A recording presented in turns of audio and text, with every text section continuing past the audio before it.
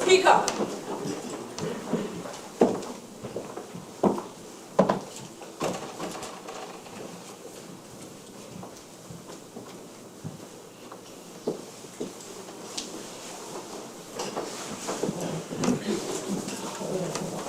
The Honourable Member for La Horquetta, Talparo. Thank you, Madam Speaker. When we broke, I was referring to the billions spent in Superior, hundreds of millions spent in Couva, Chaguanas West, St. Augustine, but nothing for La Horquetta, Talparo. Madam Speaker, I was elected, and I have to say, to the shock of the members of opposite, on the basis that the PNM will return the Tamana Intech Park and bring development back to the constituency of La Horquetta, Talparo. I promised the constituents of La Horquetta, Talparo that we'll end their neglect and start rebuilding. Very good. I wish to sincerely congratulate the Minister of Finance and the Minister of Planning and Development for keeping faith with that promise. The budget, which the former read last Monday, included $12 million for the resumption of work on the Tamana Intech Park and the provisions for the creation of a new stong in the Waterfield area. That will bring massive investment in the northeastern part of the constituency. And I am reminded of the Waterfield to Manzanilla pipe.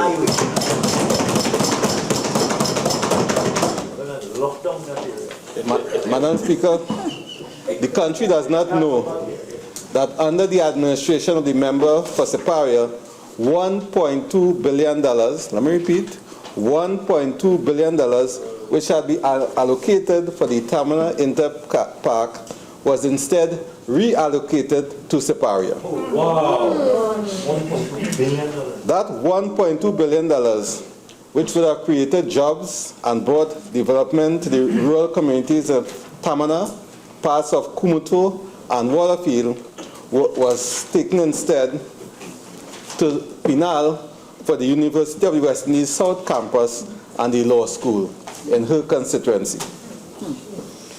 They moved the contractor from work on the Tamana Intech Park to the southern campus of the University of the West Indies.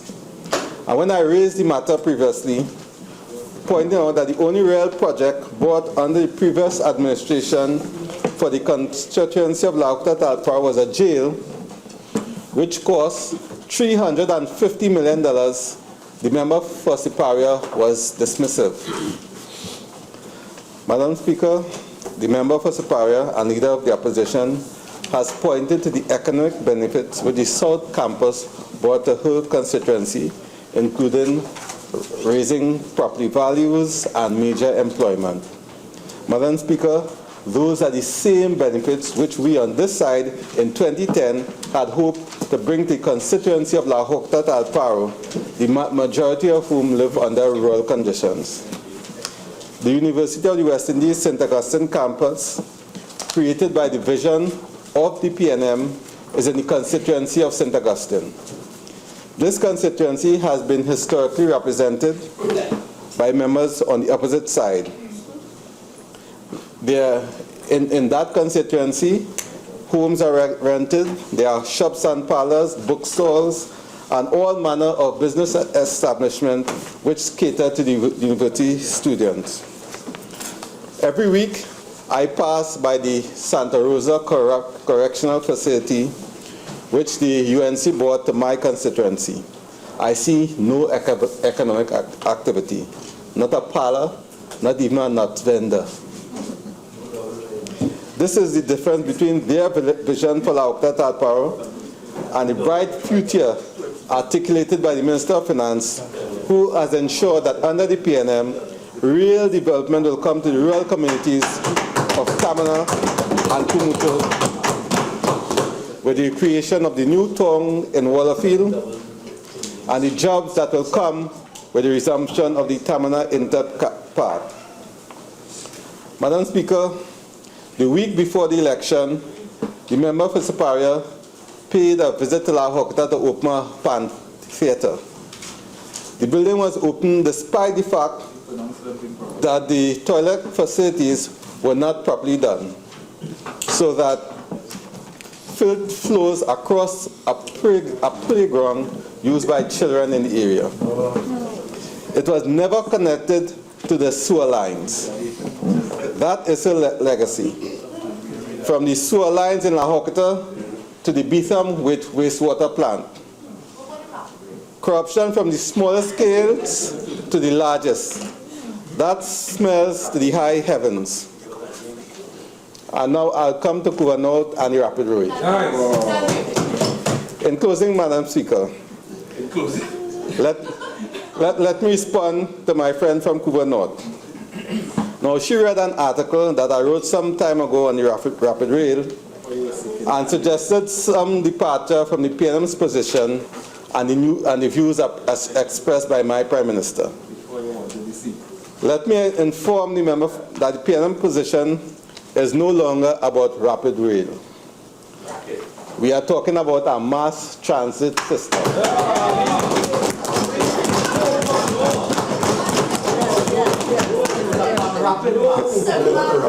We have invited the Inter-American Development Bank here to examine the data and suggest policy options. I am 100% comfortable with that option.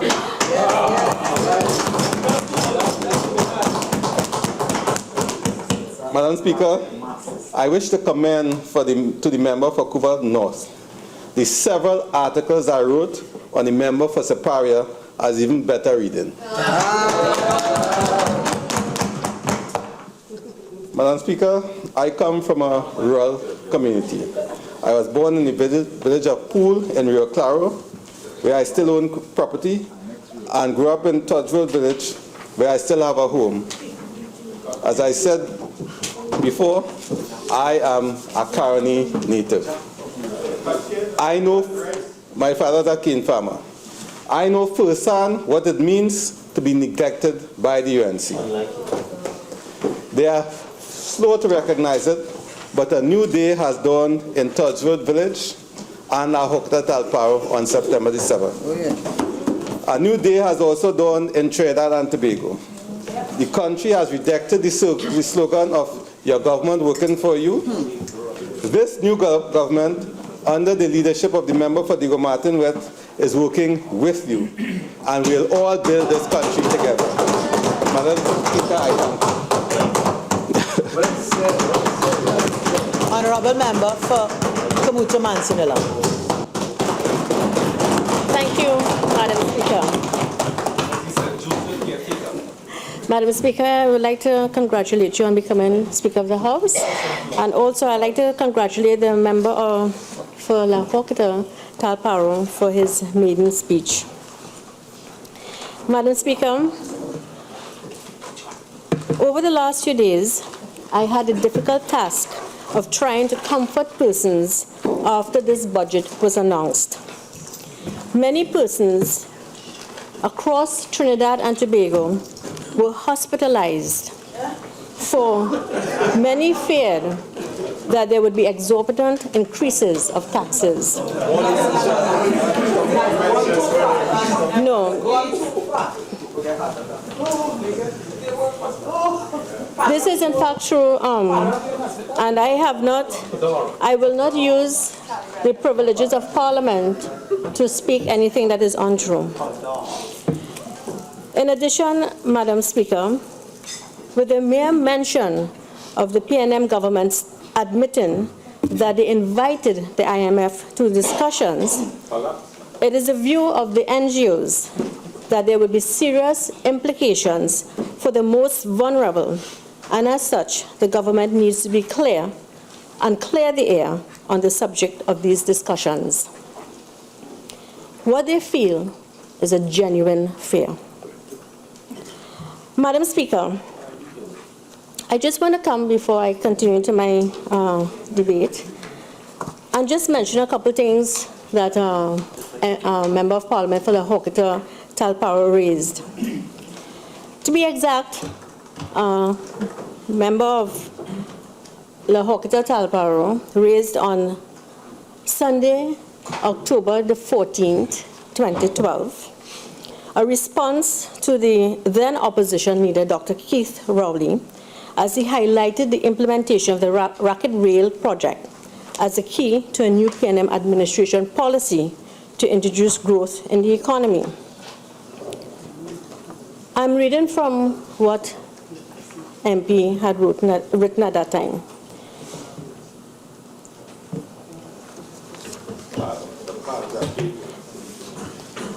As much as I can see a Rowley-led administration presenting a superior alternative to the hapless bunch of PP incumbents, the Racket Rail project is a costly and flawed engineering solution to an economic problem that the opposition leader should reconsider. The engineering misdiagnosis has already seen billions expended on building new highways and other engineering infrastructure that are quickly overcome by the ever-growing demands as the traffic on the roadways continues. Our traffic problem will never be solved by engineering solutions, since it is an economic one caused by the disincentive to public transport created by the inefficiencies of a long-standing government policy that favors a fuel subsidy as a mechanism for passing on to the citizenry an oil wealth dividend. This is member for La Horquetta. But I just want to say, October 2012. 2012. But I wanted to just jump really in the back, where he continues. There are two problems with this study. The first is that it was conducted at the height of the gas boom, where both our level of traffic and the level of revenue which sustained it were unsustainable and are not likely to be repeated in the near future. He continues. The second is that the feasibility study was done at a time when TNT enjoyed a fuel subsidy which would have distorted the transportation demands. By the time of the next elections, if one is to take the word of the finance minister, one suspects the fuel subsidy will be long gone. I think that the fuel subsidy was in fact reduced. And therefore, MP at the time publishing under had concerns of the fuel subsidy being reduced and removed or being dismantled. And so it bears a question, what made you change your mind to support the Racket Rail now? And you could put anything else, you could put mass transport, you could put any name in front of it. It is a concern as to what would change your mind, because you seem very firm and very sure of why it will not work. You gave reasons why. We have also the minister indicating that La Horquetta was nothing much was done in it. As a matter of fact, it seems as though it's almost a sin to speak of the good work that has been accomplished in the constituency of La Horquetta Talparo. If I may read from another article that was written by Julia Neves, and this was Sunday, June 7, 2015, the headline says, La Horquetta, from hotspot to model community. It says, the Eastern community of La Horquetta, one of the country's largest housing development corporation communities. What's the source? The voice? Not at all. It's written by Julia Neves. It's, What's the source? For the election. it is from, I'll tell you after. I'm not going to be distracted. Has long had a negative stigma of being a crime hotspot. But through, I said it already, but through increased police patrols, community policing, sports and community events, La Horquetta has thrown off the shroud of hotspot for the preferred label of model community.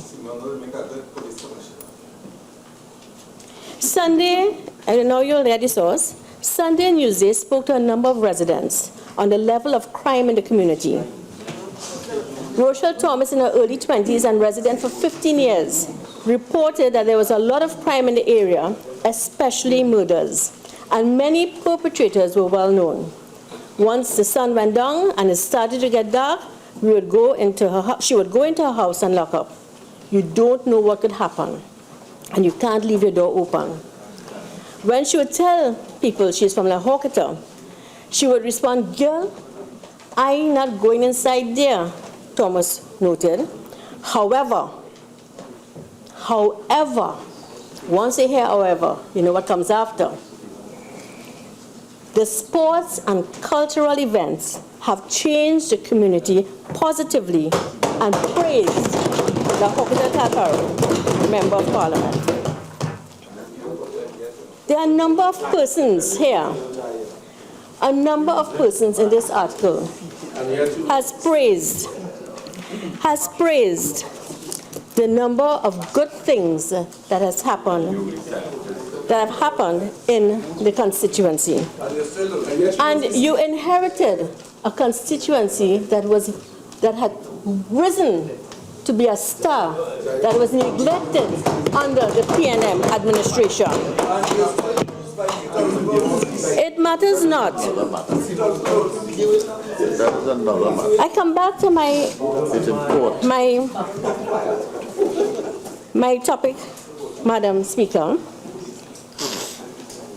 and I cannot help but wonder, with the distortions in terms of not recognizing that you've inherited a community that is now a rising star, that you could not recognize that you had indicated in an article that you'd written yourself, stating that the racket rail was of no use, irrelevant, over budgeted, will not work, and yet you can support it now.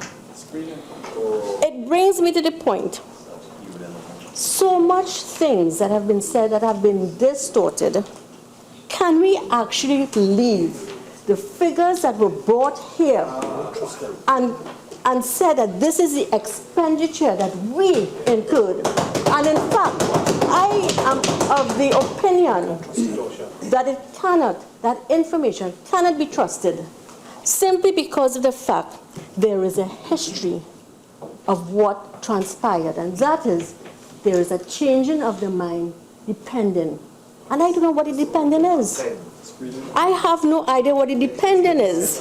But I can say this without a shadow of a doubt, that when we came into government, we had expenditure incurred to the highest level from the former administration that we had to pay. So if, in fact, that expenditure is there, I'm sure it came back for you to settle it once more.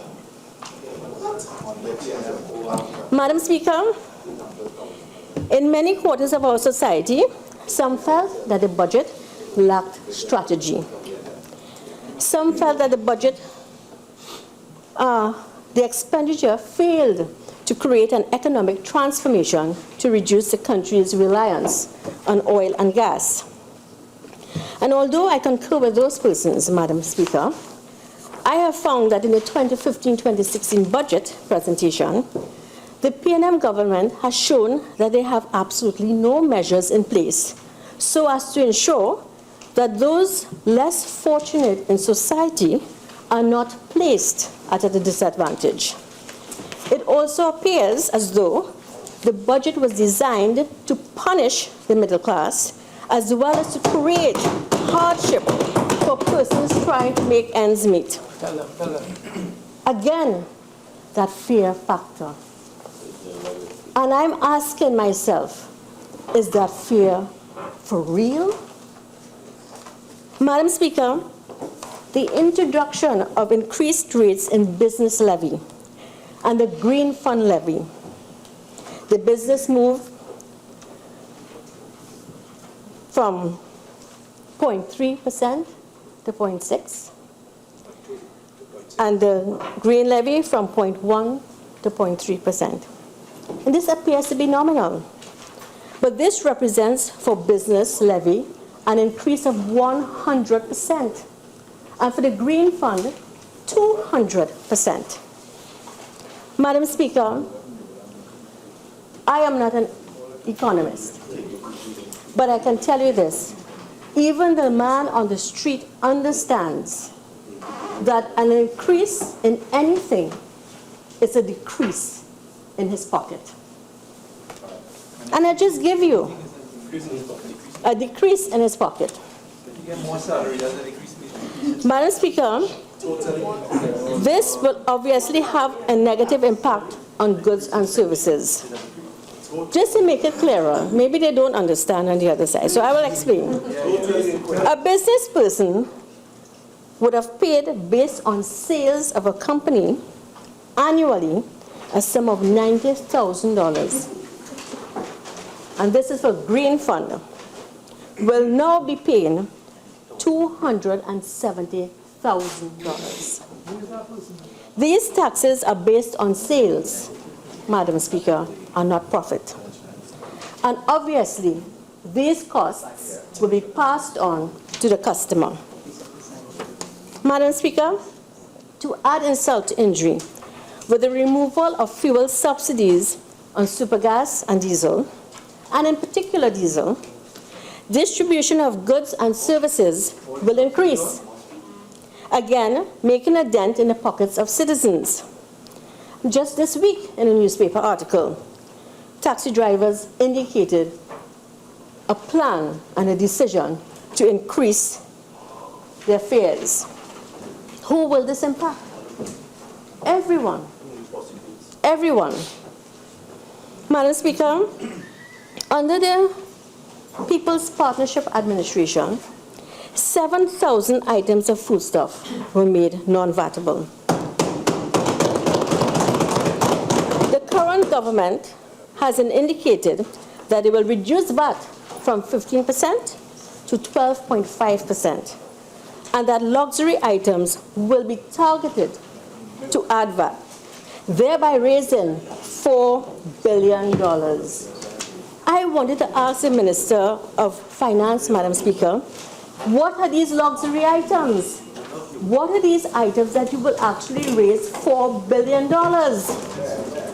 But more importantly, what initiatives are being executed to provide for the vulnerable and the indigent?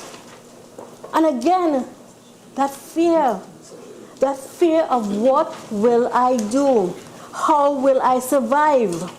And so, perhaps that fear is justified, Madam Speaker. But, Madam Speaker, I do not wish to pontificate, but it will be remiss of me if I didn't remind the PNM government that under the People's Partnership Government, the Ministry of the People and Social Development was created because we recognized that the social security net is of utmost importance, and that the ministry's core mandate and responsibilities were to serve the people, serve the people, serve the people, and to provide for the most vulnerable in our society. But not just to provide, but to help them become empowered and transformed. Madam Speaker, under the Ministry of the People and Social Development, the People's Partnership implemented many programs, and I would name them, at least some. We changed the Senior Citizens Grant to Old Age Pension. We increased the old age pension not only once, but twice during our tenure in government. We increased disability grant so as to help the differently able in society to better meet their everyday needs. We introduced the baby grant so as to help single mothers to sustain their newborn children. And Madam Speaker, I see that there is an item budgeted for it, but there's no plan. I want to tell the Minister of Finance what the plan was, so that perhaps he can look at continuing a program. Madam Speaker, the baby grant has two components. One, a cash transfer component, and two, an empowerment component. Madam Speaker, data extracted from the Vital Statistics 2008, published by the CSO, suggested that the number of live births in Trinidad and Tobago can be calculated as approximately 20,000 per annum. Utilizing proxy data from the Survey of Living Conditions 2005, the Continuous Sample Survey of Population 2013, and the database of the Ministry of the People and Social Development, it was estimated that 7,000 families were expected to access this grant.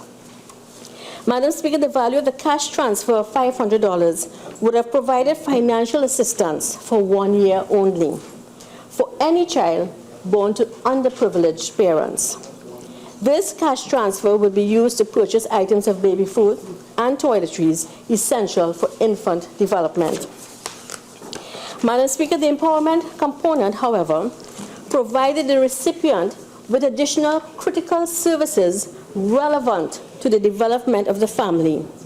These include parenting workshops, family planning, financial literacy classes, and opportunities for employment and education.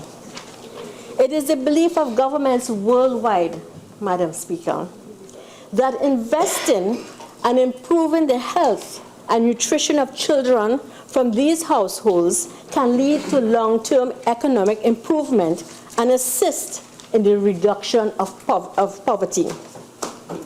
Madam Speaker, I continue.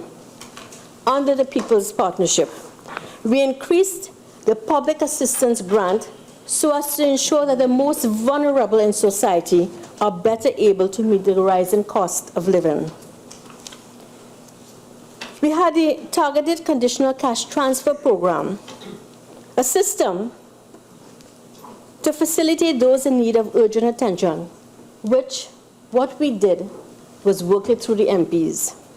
And there's no MP who was on this side, Madam Speaker, who did not call and ask for assistance. There was not any MP that we ever refused any assistance for their constituents. And I found it disheartening, Madam Speaker, when we were being sworn in here and the government of Trinidad and Tobago, who serves the people of Trinidad and Tobago, sat on the other side and said to us, and they heard it on the television because people were asking, what was that about? And this is what? Nothing for you, nothing for you, nothing for you, nothing for you. And that is not a government.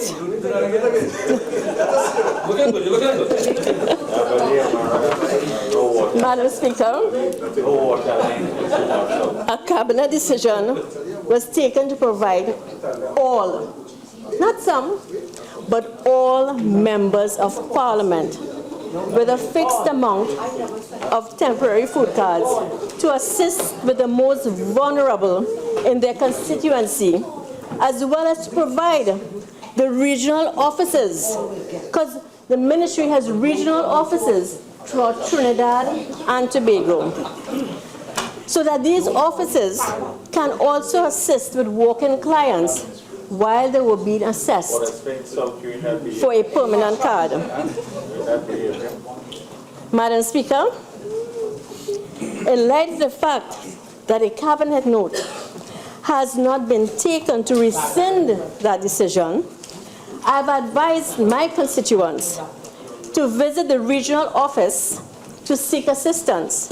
And Madam Speaker, I was appalled to learn that the constituents have been told that they do not have any and they have not received any, thereby rendering the regional offices impotent.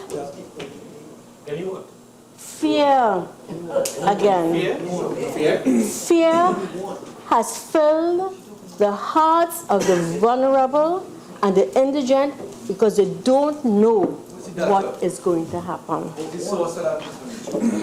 Madam Speaker, what does that say for the vulnerable and the indigent? I asked the Minister of Finance to address these concerns as a matter of importance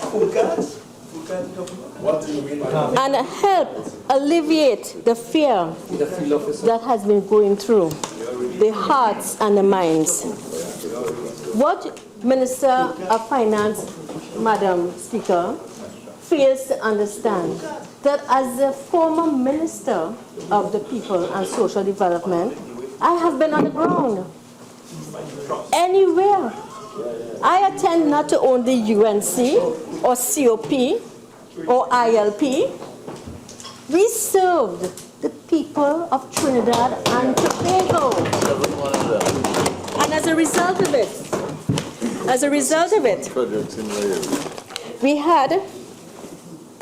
we had contact with the people on the ground. And so they were able to say, this is a problem. I am not getting help. How do I source help? And that is why I directed them to the regional offices where they could not receive the help.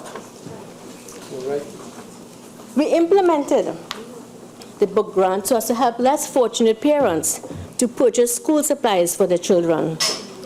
We had distribution of flood grants for those adversely affected by flooding.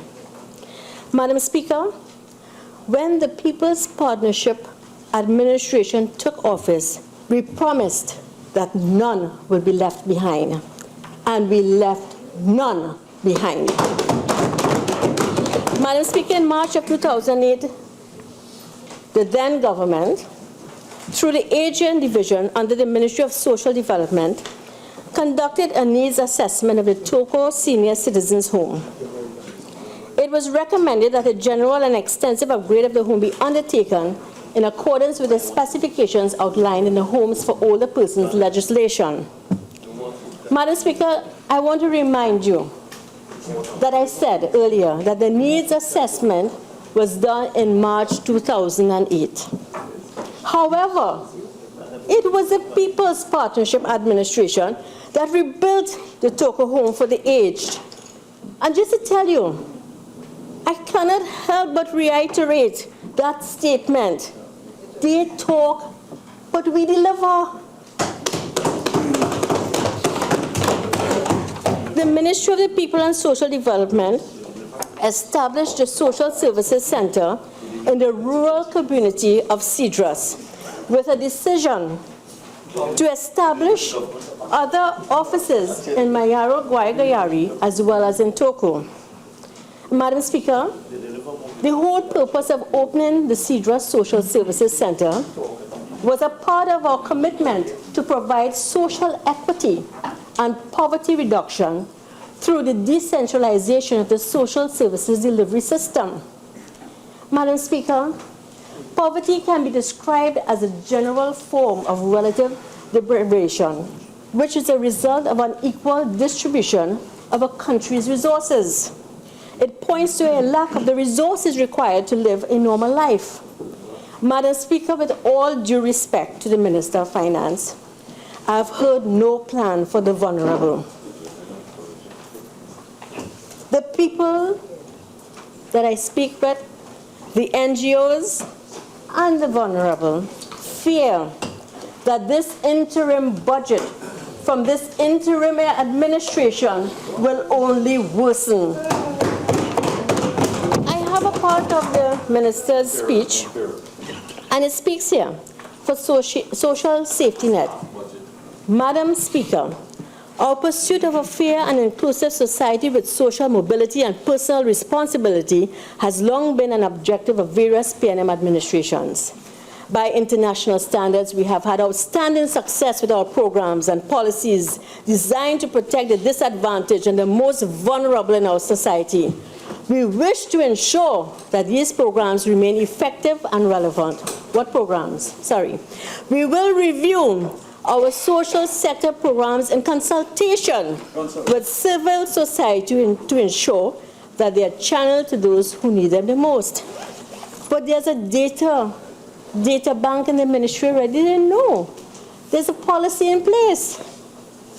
And so I thought, with everything coming here, that there was something in place, a policy in place. And so I'm going to say that the Cedros Social Services Center, as a guide, is a one-stop integrated government service delivery network which will help fix the problem of unequal access faced in rural communities. In many rural communities, government services and resources are not readily available. Many residents are forced to travel long distances to get help, and others are discouraged from even making the effort. We changed that, Madam Speaker. We brought people-centered development to Cedros. Madam Speaker, the exclusion of vulnerable and disadvantaged persons who live in rural areas from easy access to social safety nets is one of the main causes of persistent poverty. Indeed, the correlation between poverty and rural life is irrefutable. And again, I go through the budget, and it has a headline, People with Disabilities. Madam Speaker, people with disabilities are consistently constrained from participating in and benefiting from our growing economy. We will create a more inclusive society for persons with disabilities. They will enjoy equal opportunities through an empowered life with dignity. We will undertake substantive action to meet our obligations under the relevant conventions approved by the United Nations. In consultation with people with disabilities, we will immediately undertake a review of all projects and services directed to the community. Everything will be reviewed. What happens in the meantime of the projects being reviewed and the timely intervention on persons receiving help? What happens? Like right now, what happens with the conditional cash transfer target program? I will continue, Madam Speaker, with the achievements. Madam Speaker, the People's Partnership implemented a biometric smart card system, also known as the People's Card, which is an integrated multiple application card which provides us with the ability to capture biological information and convert it to digital form to facilitate identity recognition. This will ensure that we operate a social safety net that is comprehensive, yet tight and efficient. Madam Speaker, this integrated multiple application card with biometric features have several immediate benefits. It will, one, reduce administrative costs. It will remove any stress to clients from the collection of their social benefits, which continues to happen, by the way, since we are not in government. It will reduce, if not eliminate, fraud and prevent the abuse of state funds associated with persons who exploit the system by receiving multiple grants for which they do not qualify.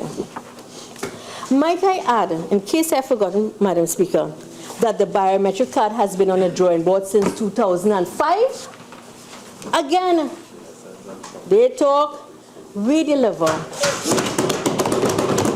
And And the reason why I'm saying that is because I want to draw attention to member for Tobago West, who has indicated that we that we have dismantled programs. We haven't dismantled anything.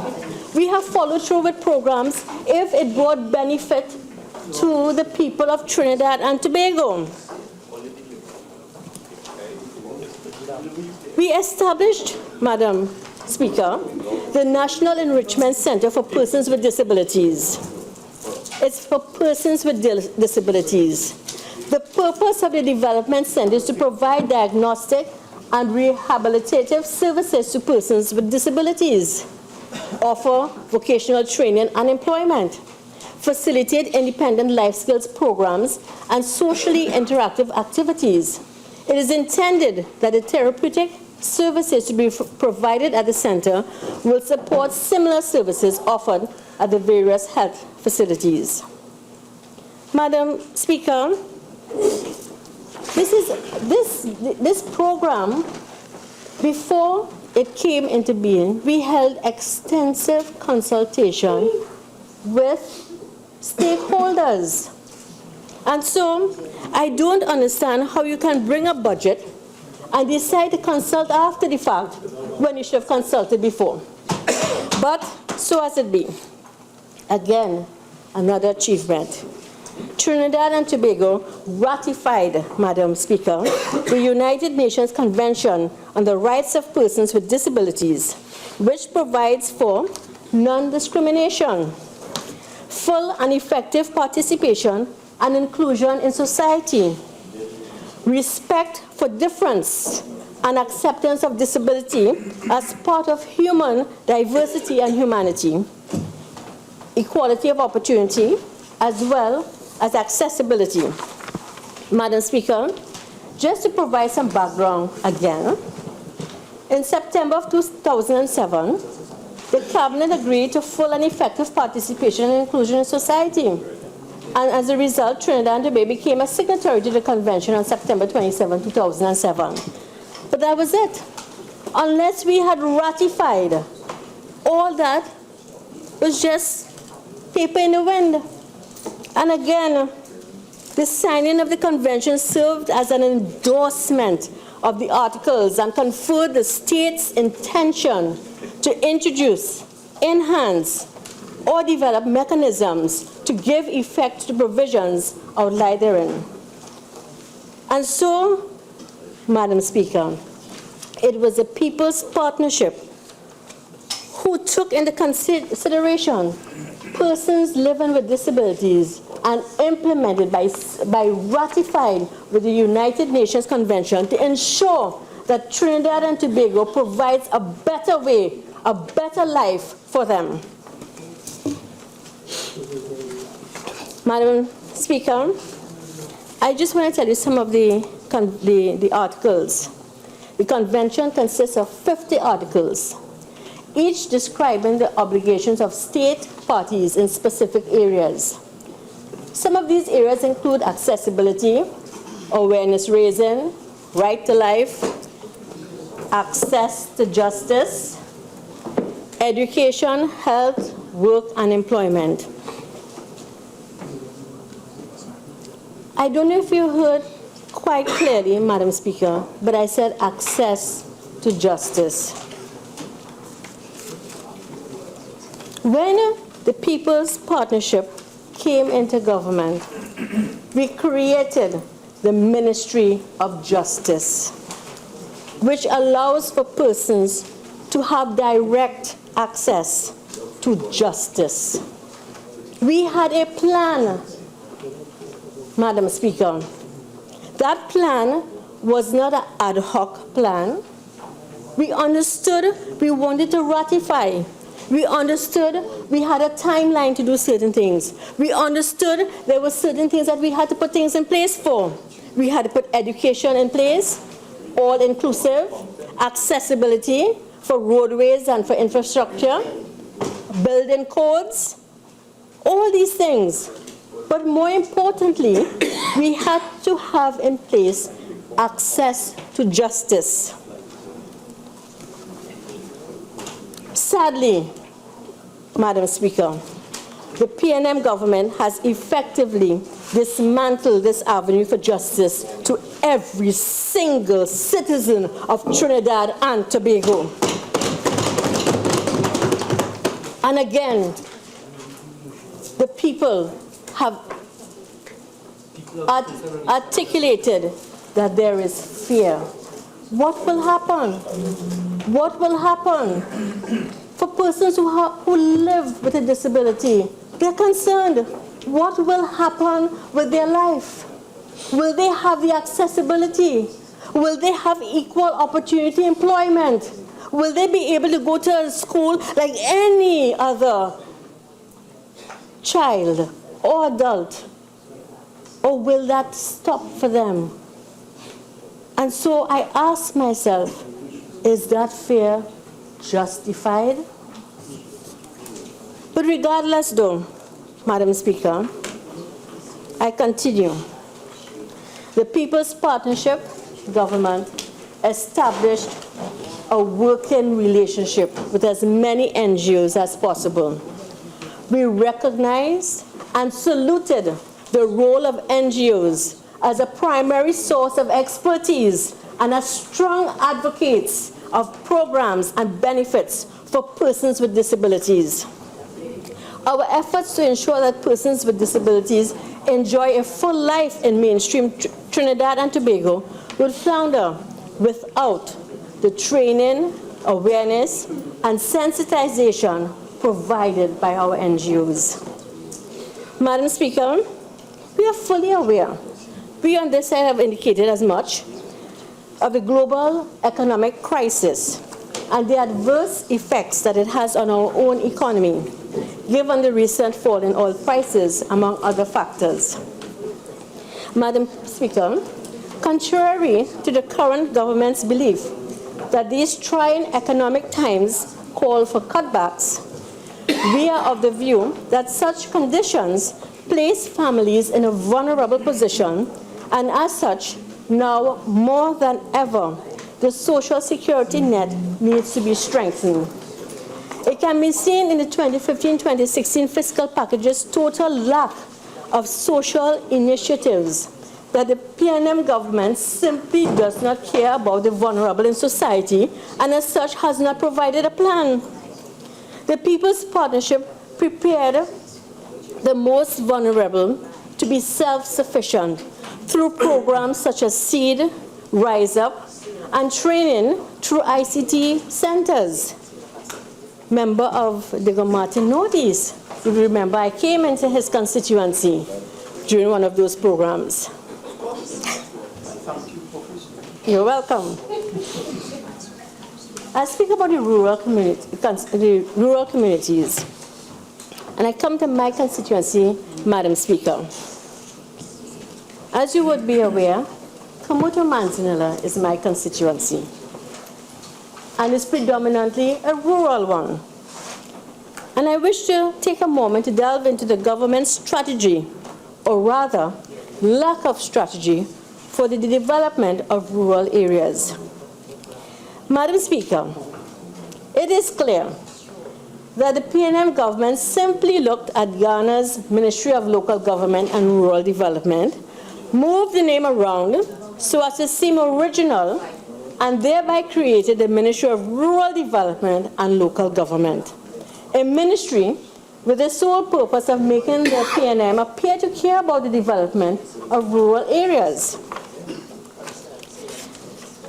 And Madam Speaker, while this may be sufficient to pull the wool over the eyes of the loyalists, any right-thinking citizen need only examine the 2015-2016 fiscal package to see that this government does not have a clue and does not really care about rural development, and as such has not provided a plan. Madam Speaker, just look at the budgetary allocations. Madam Speaker, the budgetary allocations to the Sandy Grande Regional Corporation for recurrent funding was reduced by $7 million, and PSIP was reduced by $6.5 million as compared to the 2014-2015 allocations for the said corporation. This means, Madam Speaker, Sandy Grande and the surrounding rural communities now have less funding. This translates to less employment and less overall development. Yet, the PNM government has the audacity to say that they care about rural development. Madam Speaker, as I stand here to give my contribution, I am proud to say that under the People's Partnership Government, there was equity. Equity in every constituency. Diego Martin Highway, that wasn't our project. That was their project. But guess who did it? They talk, we delivered. The Point Fortin Highway, that wasn't our project. That was a project, how long? But what I'm saying is that they talk, we delivered, and we had equity in every constituency. Madam Speaker, with this decrease in funding, what will become of the much needed projects in the Sandy Grande municipality? What will happen to projects like the paving of Section 2 Road, St. Anne's Road, Veronica Boulevard, Sadu Road, and others?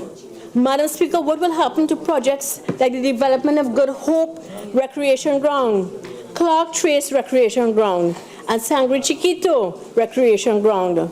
These are all in my constituency, Madam Speaker. What about the retrenchment of the casual workers?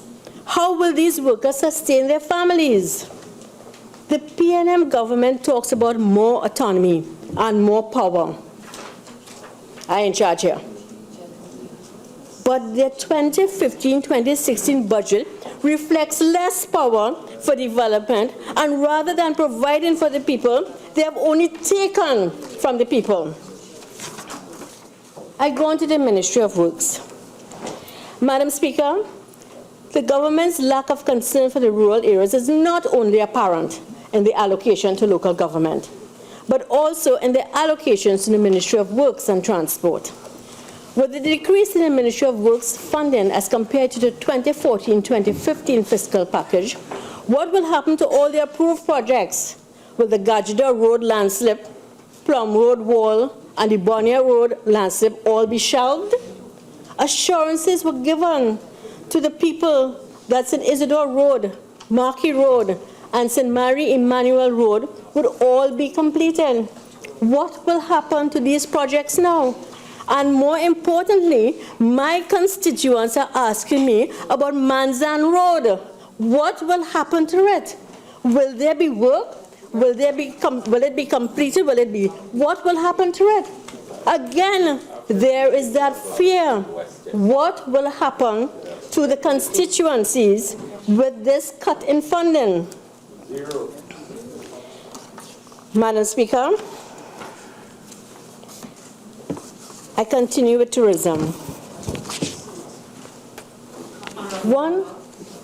Lila, your 45 minutes have expired. Do you intend to avail yourself of the further 10 minutes? Thank you.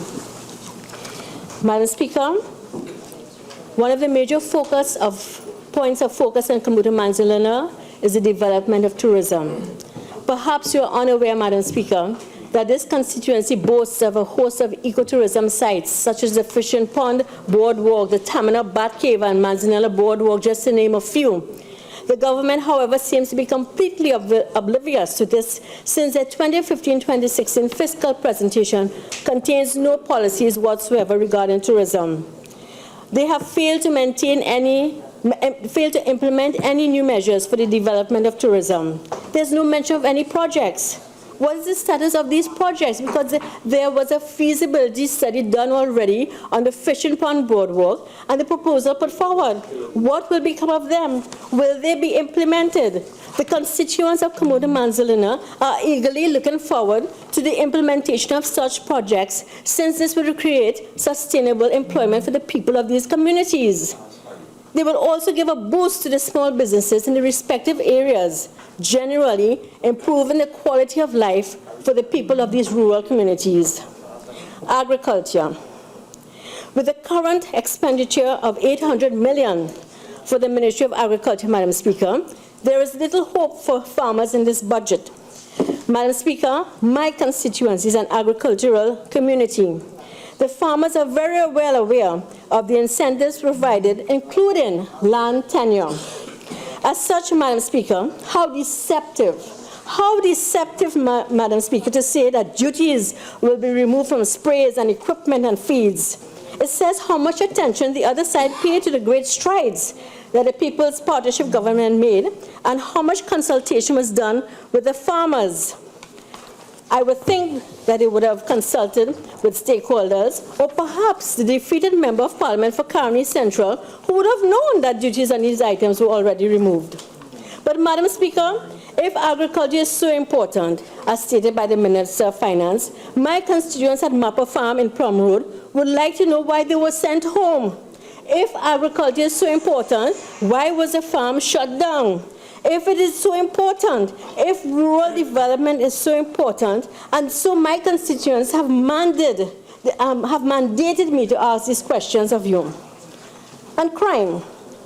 The worst is what the acting police commissioner said: kidnapping, carjacking, murder.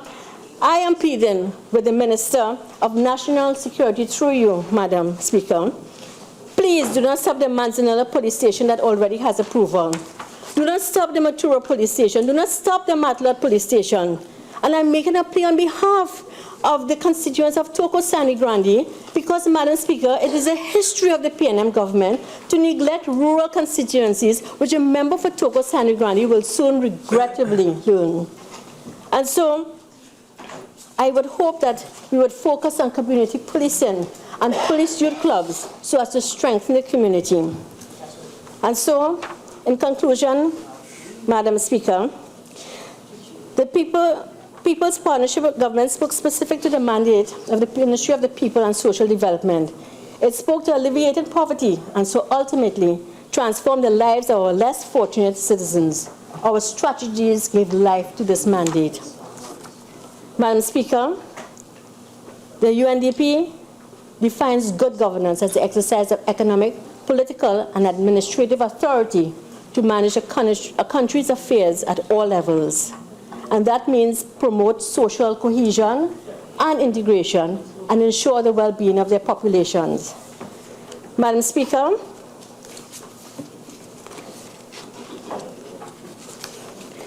I want to end by saying it is critical that the financial resources meant for the poor and vulnerable are received by such persons and are not siphoned away by dishonest persons for their own use, because, Madam Speaker, right now there is a fear that has gone through the population as to what the future holds. I thank you.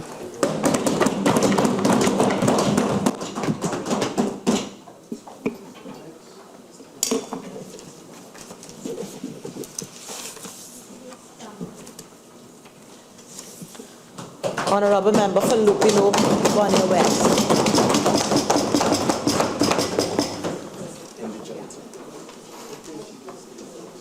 Madam Speaker, I take this opportunity to congratulate you on your appointment to this most esteemed position in this Honourable House, and to express my delight in being able to participate in this debate today. Madam Speaker, let me also join my colleagues in congratulating the Minister of Finance on what can only be described as an excellent presentation, consistent with the theme, restoring confidence and rebuilding trust. Let's do this together. But, Madam Speaker, it was not only the style of presentation, but the content of it, which represented a marked departure from what this nation has had to endure over the past 5 years. And, Madam Speaker, these sentiments are also shared by a large majority of the citizenry of Trinidad and Tobago from all walks of life, as reflected in all segments of the media, the print, the electronic, and of course the various social media channels. I must also say, Madam Speaker, that the budget and the public's reaction to it is consistent with the changed atmosphere and climate which has engulfed this nation since September 7, 2015. Needless to say, Madam Speaker, this new breath of fresh air is not only welcome in Trinidad and Tobago, but also throughout the Caribbean and indeed the wider diaspora. Madam Speaker, during my contribution, I will want to spend much of my allotted time dealing with the plans and programs of the Ministry of Social Development and Family Services. Madam Speaker, as you are no doubt aware, shortly after the victory of the People's National Movement at the recent general election, the new government adopted the party's 2015 election manifesto as the policy framework to be pursued over the next several years. In this context, Madam Speaker, I would like to draw to the attention of the honorable members and indeed the national community the vision that this government has outlined for the people of Trinidad and Tobago, with special reference to the activities which fall within the remit of social development and family services. Madam Speaker, the People's National Movement, irrespective of its incarnation over the years or the era in history it has governed this country, has always demonstrated by deliberate and conscious prescriptions the posture of a caring government. This government, in like manner, believes that the state has a role to play in protecting and enhancing the lives of women, children, the elderly, persons with disabilities, and all other vulnerable groups in the society. Madam Speaker, this is why our country's visionary leader, Dr. the Honorable Keith Rowley, brought the key social service ministries and agencies into alignment under one umbrella, with the creation of the Ministry of Social Development and Family Services. This was a stroke of genius as it allows critical social issues like poverty reduction, persons with disabilities, children rights, the family, and gender equality to be dealt with in a holistic and coordinated manner. It also presents an opportunity for us to finally get our social sector policies and service delivery right. Madam Speaker, the Honourable Member for Couva South expressed the concern that since there was no longer a Ministry of Gender Affairs, there would be a lack of focus on gender issues. I say to the, Couva North, I say to the Honourable Member that she need not be unduly concerned. This present government remains committed to the full and equal participation of men and women in the development process and the promotion of gender equity and equality. The Ministry of Social Development and Family Services will therefore continue to implement initiatives designed to promote greater gender equity, empowerment, and equality. These include a National Commission for Women Empowerment to function as an advocate for greater levels of gender sensitivity and equity, and the Central Registry for Domestic Violence, which will assist in addressing domestic violence by strengthening surveillance systems. Madam Speaker, the opposition has also, by its inaction during the last 5 years, demonstrated that having a ministry dedicated to gender affairs does not necessarily guarantee the required focus and positive action.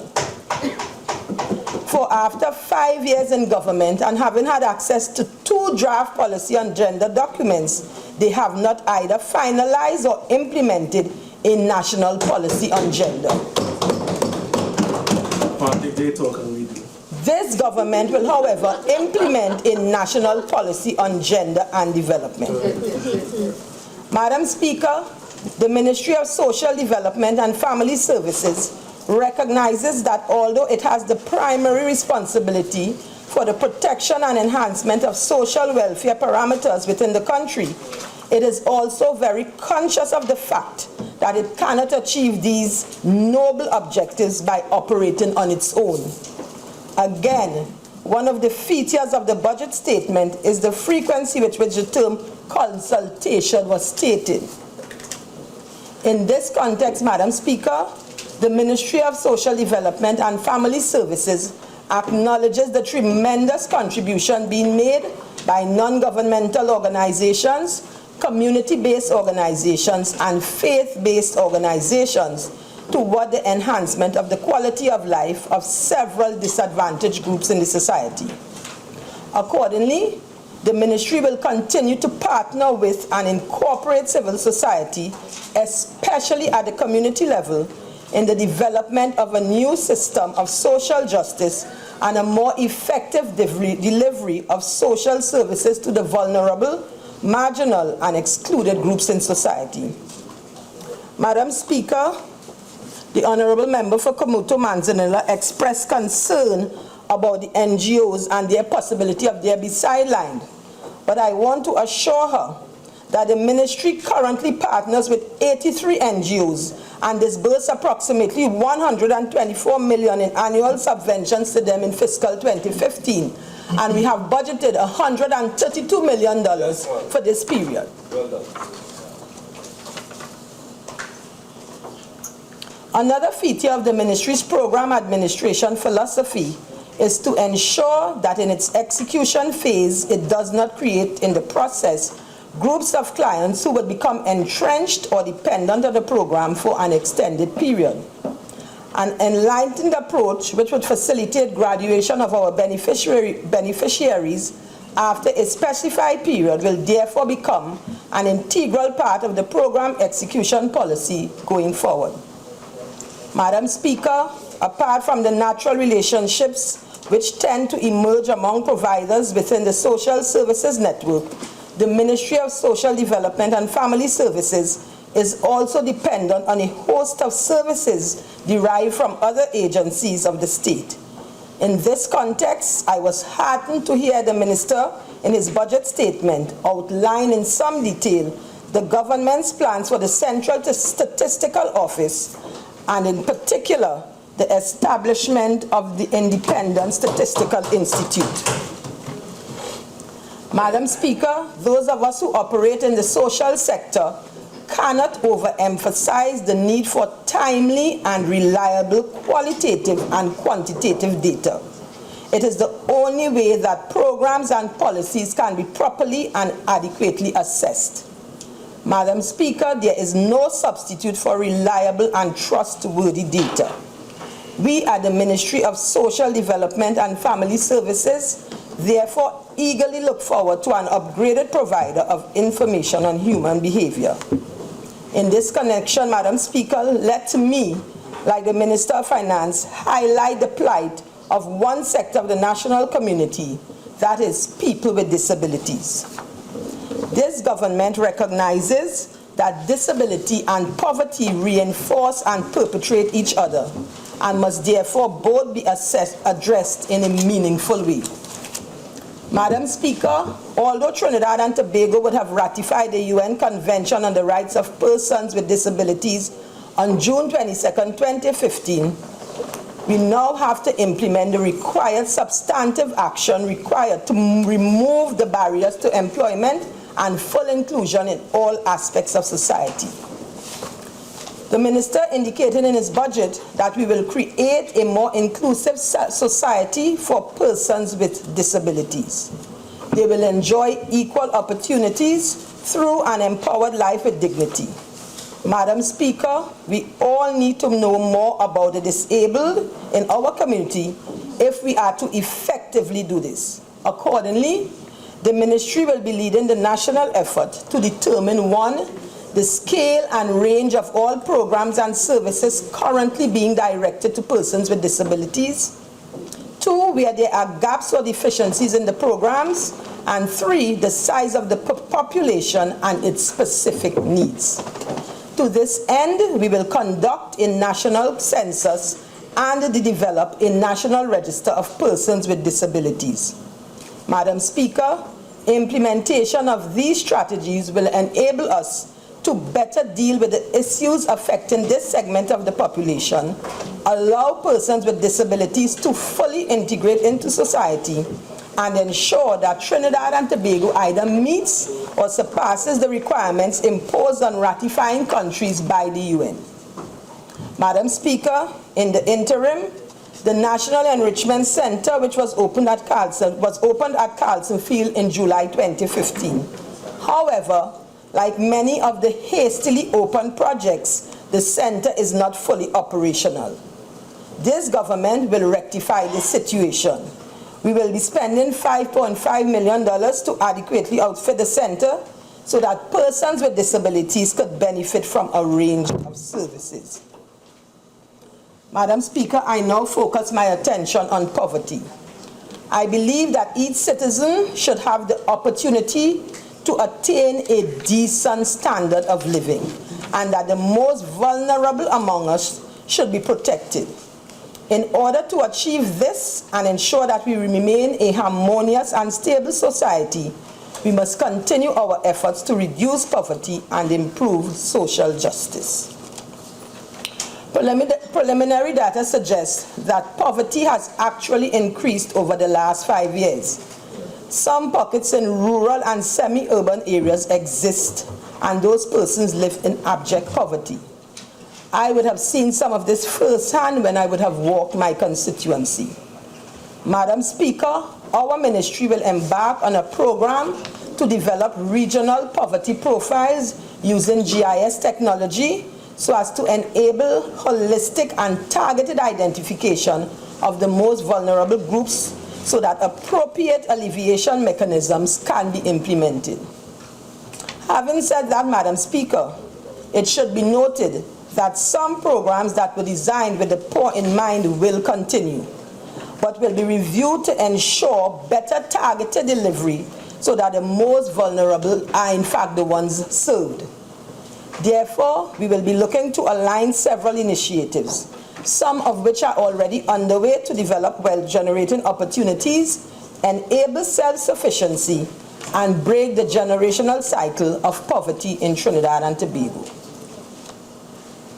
Although the ministry had programs that provided financial assistance, including training, to enable the most vulnerable to access microcredit, the programs will now be more efficiently managed by doing careful client mentoring and tracer studies to ensure that early successes which may have been evident do not erode over time. Follow-up counseling and feedback will also be built into our programs. Madam Speaker, we will also continue the implementation of the National Social Development Program, NSDP, the beneficiaries of which receive services for house wiring, sanitary plumbing, minor house repairs, improved water supply, and electrification. To this end, the government has allotted $33 million to implement this initiative. Madam Speaker, we will be partnering with other state agencies that provide similar services to ensure that there is an elimination of double dipping, and we will also utilize our IT to ensure that a database is developed so that persons who access services by one agency will be known by other agencies providing similar type services. Madam Speaker, one of the issues we have had to contend with at the ministry is whether the persons who are current recipients or beneficiaries of support are in fact the persons who really qualify for such support. We have had numerous reports of misallocation of these facilities to persons other than those in need. I want to advise the national community, Madam Speaker, that a thorough investigation will be taken to identify such instances and to determine whether state resources have been misallocated or abused. Simultaneously, I also want to give the national community the assurance that as we continue to roll out our programs for this fiscal year and beyond, the social programs will be better targeted such that those in need will be the eventual recipients of support. Madam Speaker, this government recognizes that the key to social stability is the nurturing of strong and stable families. The family unit, however defined, is the bedrock of any society. It is at the level of the family or the home that crucial personality formation and socialization traits are developed. The Ministry of Social Development and Family Services also recognizes that the rapidly changing, fast-paced environment is taking a toll on some households, as parents in particular respond to a virtual expansion of their role. The ministry will be developing and implementing appropriate parenting programs, particularly for young parents, so as to assist them in confronting the challenges occasioned by the demands of an increasingly modern and complex society. The family counseling services currently being offered by the ministry will be reviewed and streamlined to ensure that they are appropriately tailored to meet the needs occasioned by the current environment. Madam Speaker, the Trinidad and Tobago Population and Housing Census 2011 indicated that the country had an aging population, given that 13.4% of our population were aged 60 years and over. Recognizing that aging is not lost to youth, but a new stage of opportunity and strength, the ministry will continue to provide avenues and initiatives to address the needs of our aging population. The ministry currently oversees the Geriatric Adolescent Partnership Program and the Retirees Adolescent Program. These programs impart knowledge and skills in elder care to young persons and tap the skills of retired persons to assist and supervise at risk of underperforming students. Madam Speaker, the Women's Institute for Alternative Development in today's Newsday would have indicated that the children and youth, not only in the realignment of the ministry but in the allocations in the budget, they are expressing a fear that because of the realignment of the ministries, the children would be lost.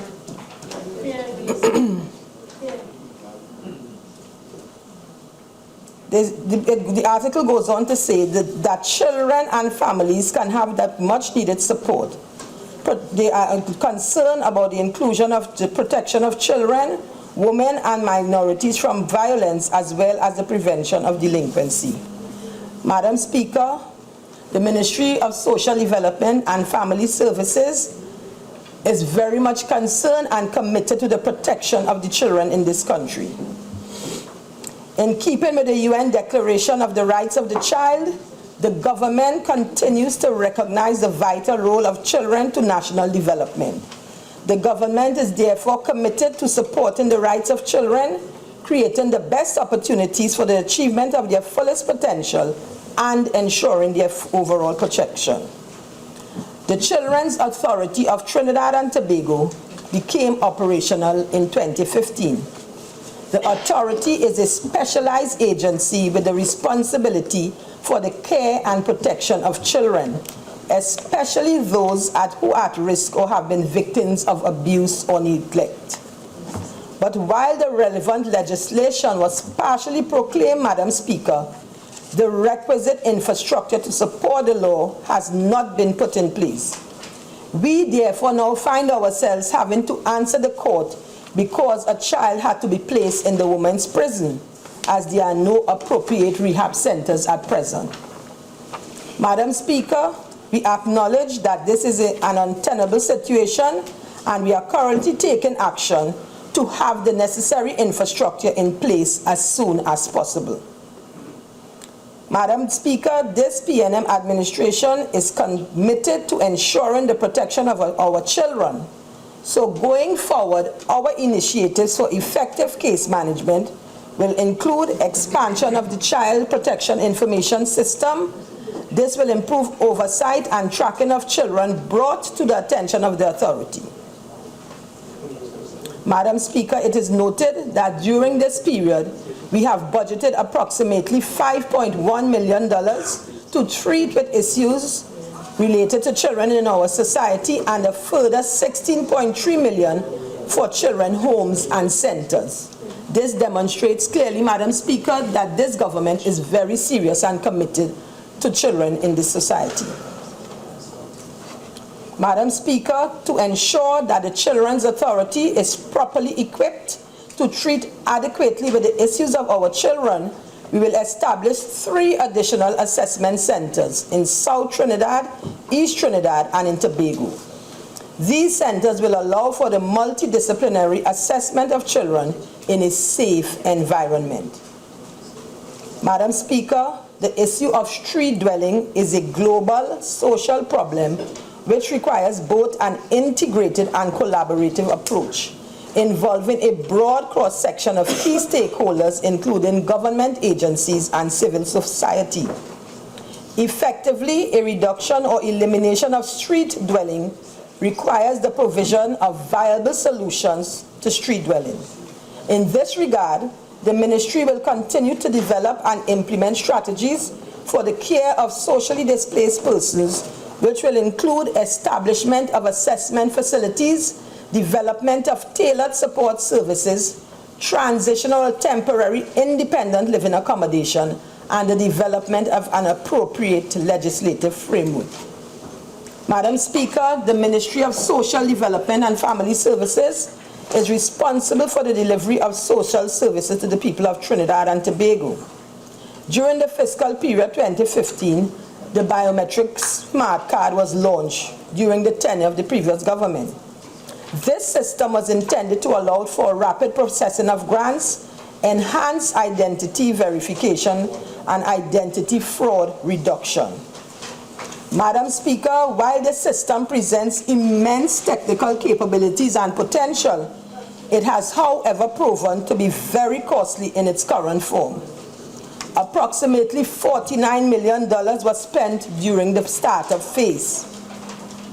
$35 million was spent to purchase the technology, and an additional $23.2 million must be spent annually for the associated maintenance, bank loading fees, and an opted SMS module.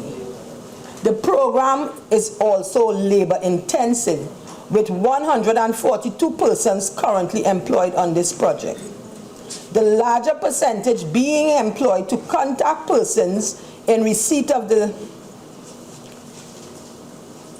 senior citizens pension and food cards so that it could be brought onto the system. Madam Speaker, I humbly submit that an advertisement in the print and electronic media would have been more cost effective, and as it would have eliminated the need for over 100 of the 142 persons and would have resulted in all of the persons targeted either registered or removed from the system by now. But again, it would seem that it would have proved beneficial to have had all those persons answering phones and making calls. And so, Madam Speaker, after having spent over $100 million exclusive of salaries, only 44,331 enrollments have been completed. Madam Speaker, this administration will not leave this situation unchecked. A comprehensive assessment and evaluation of this program, inclusive of a cost-benefit analysis, will therefore be conducted and a decision made on the way forward. And I come to the targeted conditional cash transfers program that the Honorable Member for Cumuto Manzanilla spoke about just now. Madam Speaker, in 2006, the government introduced as it is commonly known, food card initiative as an aspect of its poverty reduction program. This was to ensure that all citizens would have access to a nutritious meal. The present incarnation of this initiative is the targeted conditional cash transfer program. This program, which costs taxpayers $24 million per month, while introduced with noble intent, has become an avenue for less than noble persons to take what was intended for the poor to fatten their pockets and those of their friends. Madam Speaker, it is noteworthy that whereas the 14 regional offices granted a total of 7,960 food cards over the last 12 months, 13,950 temporary food cards were distributed at the discretion of members of Parliament. Madam Speaker, there is a hemorrhage taking place with respect to the food cards, and our information suggests that the food cards are not reaching those for whom it was intended. Terrible. It should be noted, Madam Speaker, that approximately 80% of the persons who receive temporary food cards do not apply for the permanent card, as this would require the provision of all documents necessary to determine eligibility. This suggests, Madam Speaker, that the majority of those that comprise that 80% were not eligible to receive assistance under this initiative in the first place. Madam Speaker, let me assure you and the people of Trinidad and Tobago that there will be a comprehensive audit of this program soonest. This government has also decided that food cards shall be granted and distributed only at the ministry's offices. This should substantially reduce opportunities for misallocation and fraud. So, Madam Honorable Member for Cumuto Manzanilla, these cards are supposed to be at the regional offices.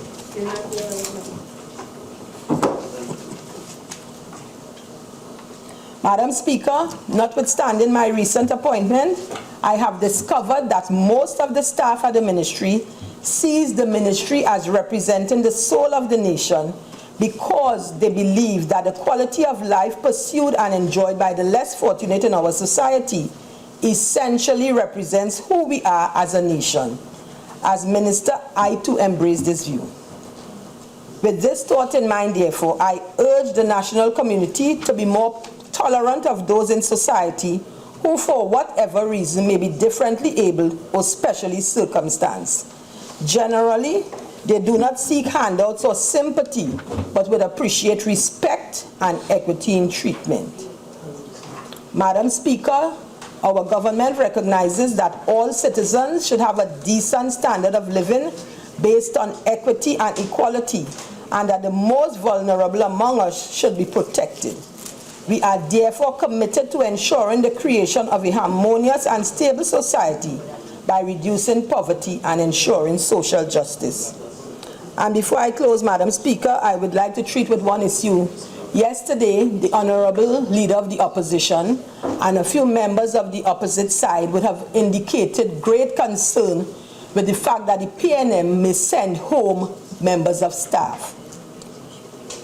Madam Speaker, I was taken aback by those concerns, and then I decided it has to be that some of them are suffering from selective amnesia.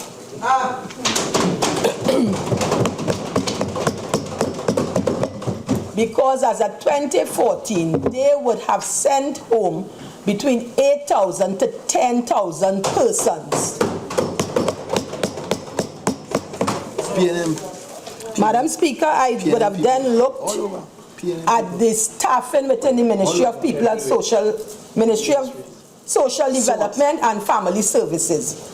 And then I asked myself, is it that the concern arises from the fact that they may now have so many people stationed in all of the state enterprises? That is why they are worried. Madam Speaker, in the Ministry of Social Development and Family Services, the approved established complement is 378. The approved contract number of people on contract is now 129.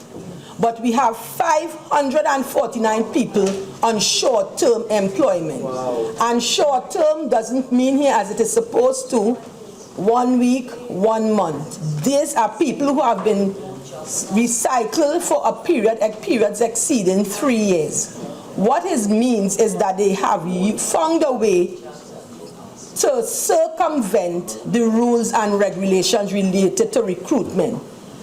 And Madam Speaker, there are projects that are totally staffed by these short-term people. You have 142 people on the biometric special project, 12 on the interagency unit, 49 on the main People's Issues Resolution Coordinating Unit, 62 on the National Poverty Reduction and Eradication Coordinating Unit, 25 on the Talparo Empowerment Center, 14, and it goes on, Madam Speaker. Fire all of them. Madam Speaker. Madam Speaker, my concern is that the rules and regulations related to recruitment would have been circumvented. There are persons on these projects who have been employed under short-term who are heading units who do not have the requisite qualifications and experience. So, Madam Speaker, it is an area that we are going to look very closely into and address. So, Madam Speaker, I would wanted to bring that to your attention, the attention of the House and the attention of the national community. Not easy. As I close, Madam Speaker, I say a special thank you to the people of Lopinot Bonnet West for electing me as their MP. I assure them that I will represent them to the best of my ability in this august House, in Cabinet and elsewhere. And I will work assiduously to ensure at all times that we in Lopinot Bonnet West achieve our vision of being a vibrant, cohesive and safe constituency where everyone has equal opportunity to be the best that they can be. I thank you, Madam Speaker.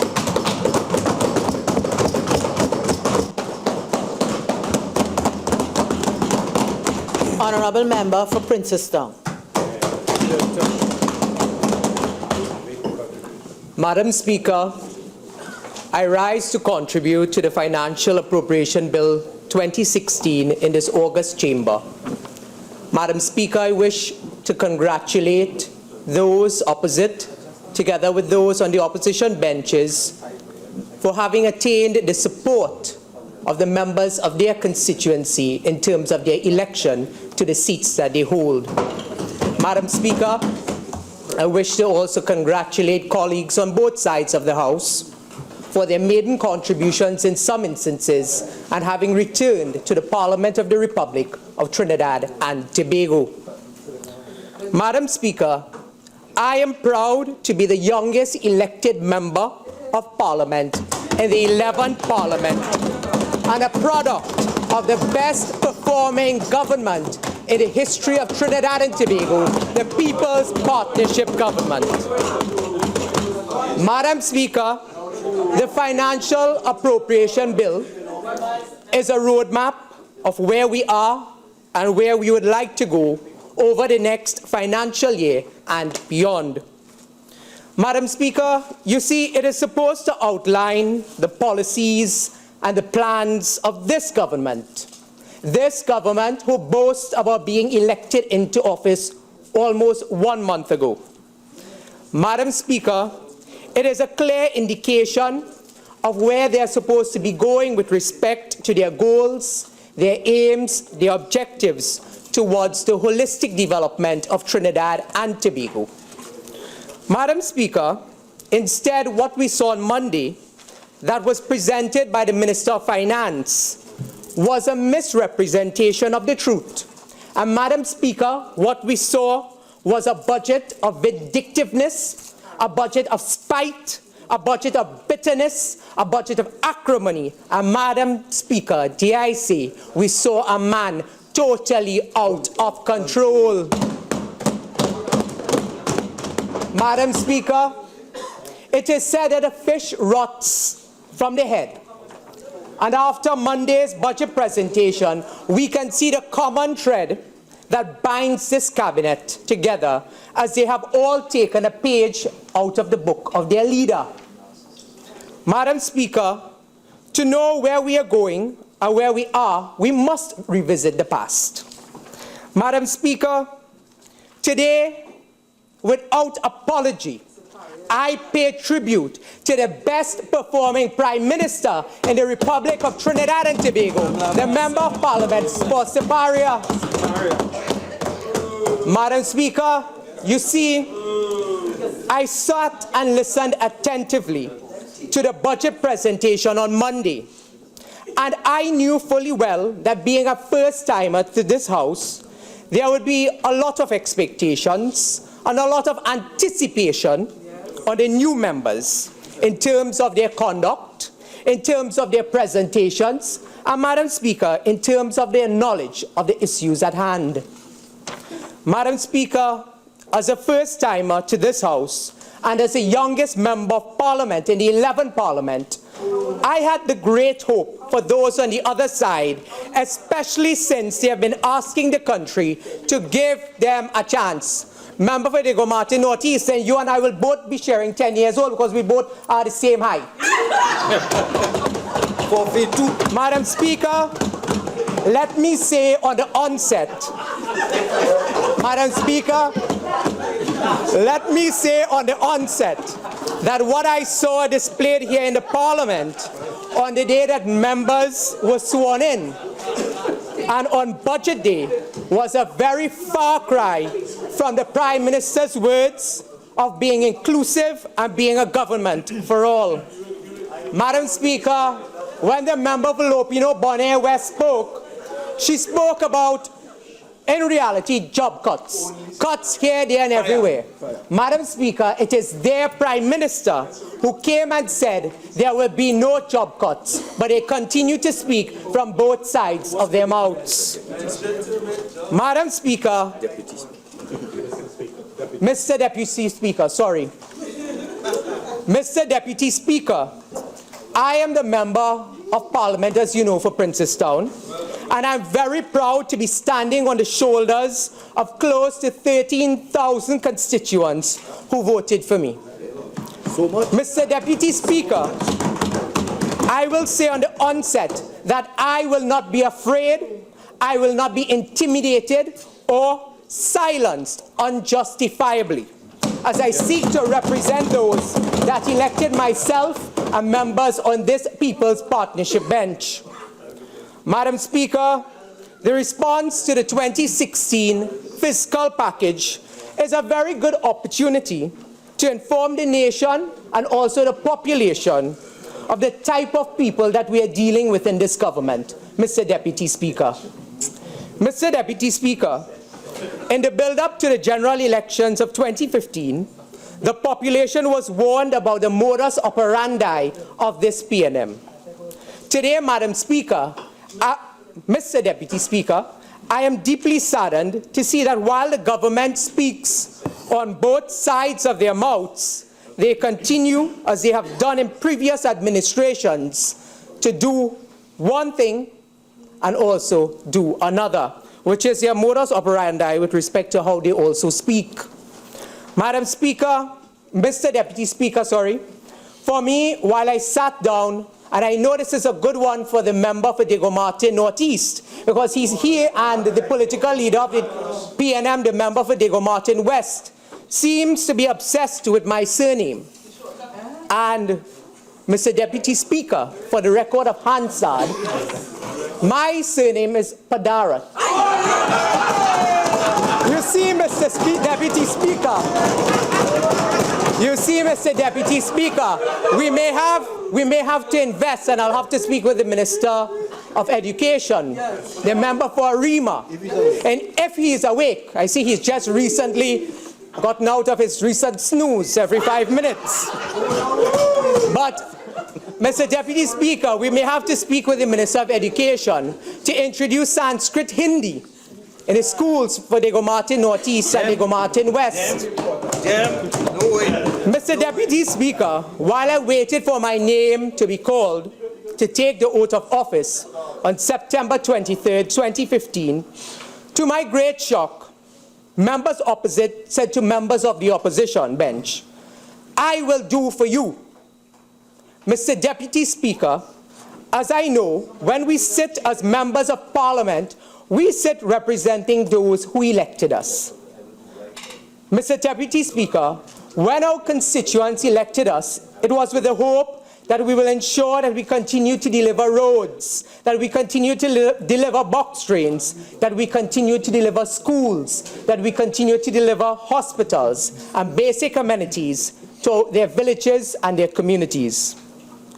Mr. Deputy Speaker, I was appalled to hear members from the government bench marking former government ministers, saying, "You give me 5 roads, now I'm getting 25, none for you." Mr. Deputy Speaker, I heard members saying from the government, "Don't even bother to call me." But member for Barataria San Juan, I saw you got special mention. You can call them. They will answer. Thank you. Mr. Deputy Speaker, the evidence is there. I did not make these things up. Members will tell you this is what they faced. And the reason I chose to raise this issue, Mr. Deputy Speaker, is that when the government comes with a fiscal package of $63 billion, it is that they intended, like what their members said, to starve opposition constituencies, which is their history, which is their past, which is their modus operandi while being in government. Nothing else. Nothing else. Spite. Mr. Deputy Speaker, it is not the opposition members of Parliament that they would be starving for basic infrastructure and amenities.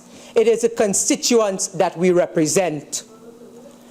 Mr. Deputy Speaker, I challenge the members opposite to deny this happened, and we will produce the evidence. So let me hear Diego Martin, Northeast and St. Joseph say, "No, it did not happen." We will produce the evidence, Mr. Deputy Speaker.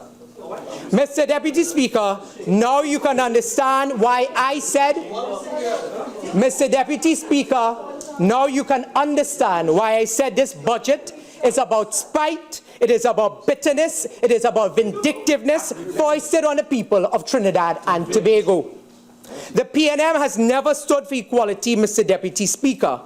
And while the window dressing of fancy scarves and the 3-piece suits may fool some of the people, some of the time, it cannot fool all of the people, all of the time. Mr. Deputy Speaker, I wish to deal with another matter as I go into my presentation. And this is a chorus of Kamla's legacy that we heard from the government as they misrepresented figures, projects, and reports. Mr. Deputy Speaker, for the benefit of those opposite, and especially the member for Laventille West and the member for Laventille East Mova, who did not even have the courtesy to come out on the second sitting of the budget to represent their constituents today, not having warmed the seat of Laventille East or Laventille East Mova or Laventille West. Mr. Speaker, I wish to deal with Kamala's legacy in the context of your $63 billion budget. Mr. Speaker, the member for Saparia, while she served as Prime Minister of Trinidad and Tobago, will always be remembered for the great strides she made in her first term as Prime Minister in the spheres of education, in the spheres of healthcare, in the spheres of law, in the spheres of infrastructural development, in the spheres of agriculture, in the spheres of food production, in the spheres relating to children's issues and youth development. Mr. Deputy Speaker, that is a legacy for the member of Saparia. Yeah.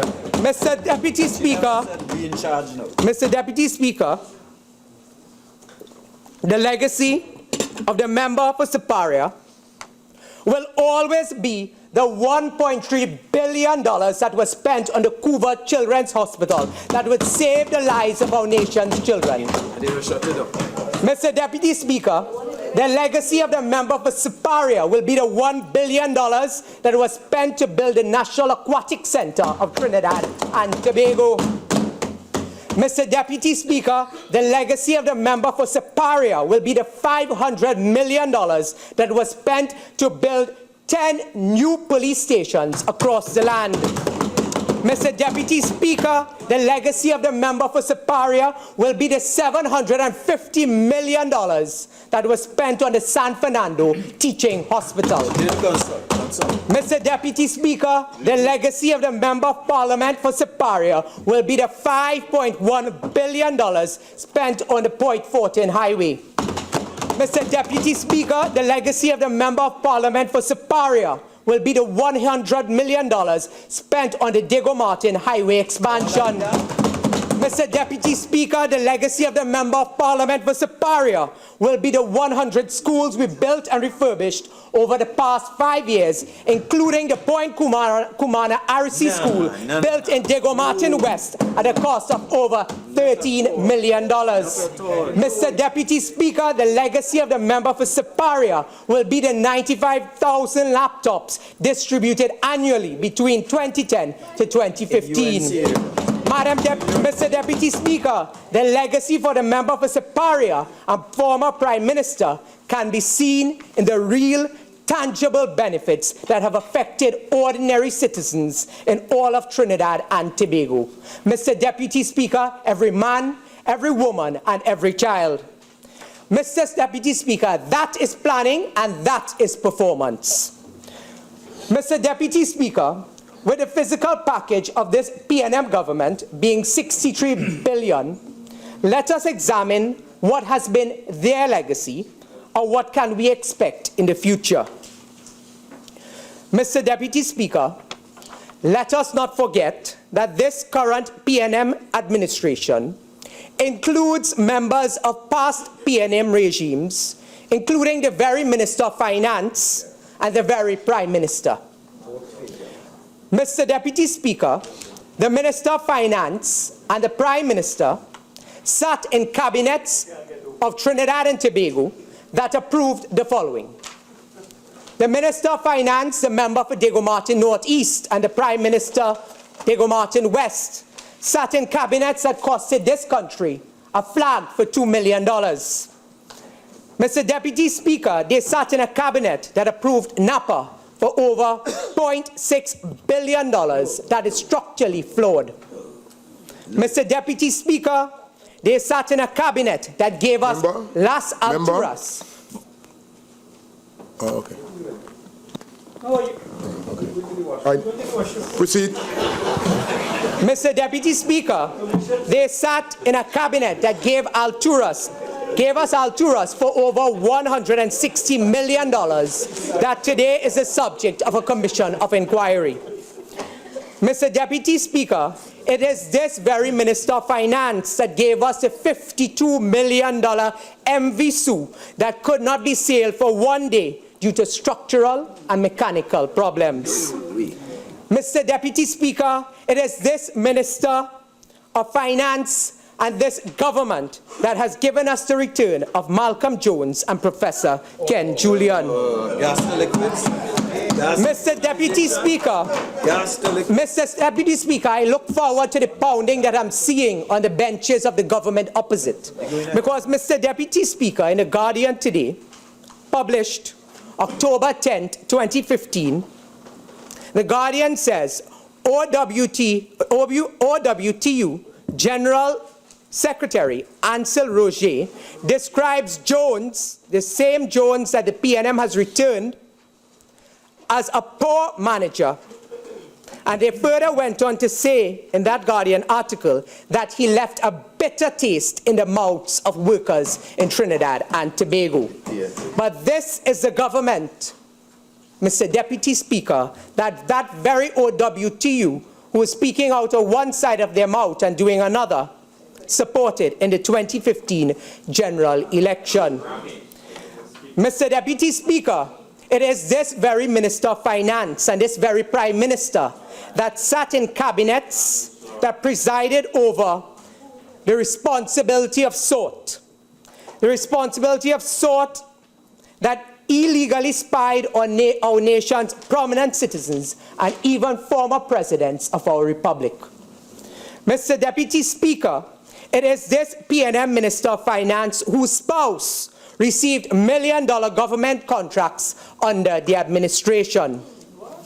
Mr. Deputy Speaker, it is this PNM administration who changed their clothes and come back, who gave the family of their chairman over $100 million in HDC contracts, while this very Prime Minister served as the Minister of Housing. Mr. Deputy Speaker, I can go on and on about the waste corruption, sounding familiar, Diego Martin, Northeast? The waste, corruption, cronyism, and nepotism under this PNM administration. Mr. Deputy Speaker, many of the players here are still the same. And in the next 5 years or less under this PNM administration, we expect no different result. Mr. Deputy Speaker, this is a stark difference between the legacy of the Member of Parliament for Siparia and the member for Diego Martin West. Mr. Deputy Speaker, in the first month of office, the member for Siparia set up the Children's Life Fund in this country.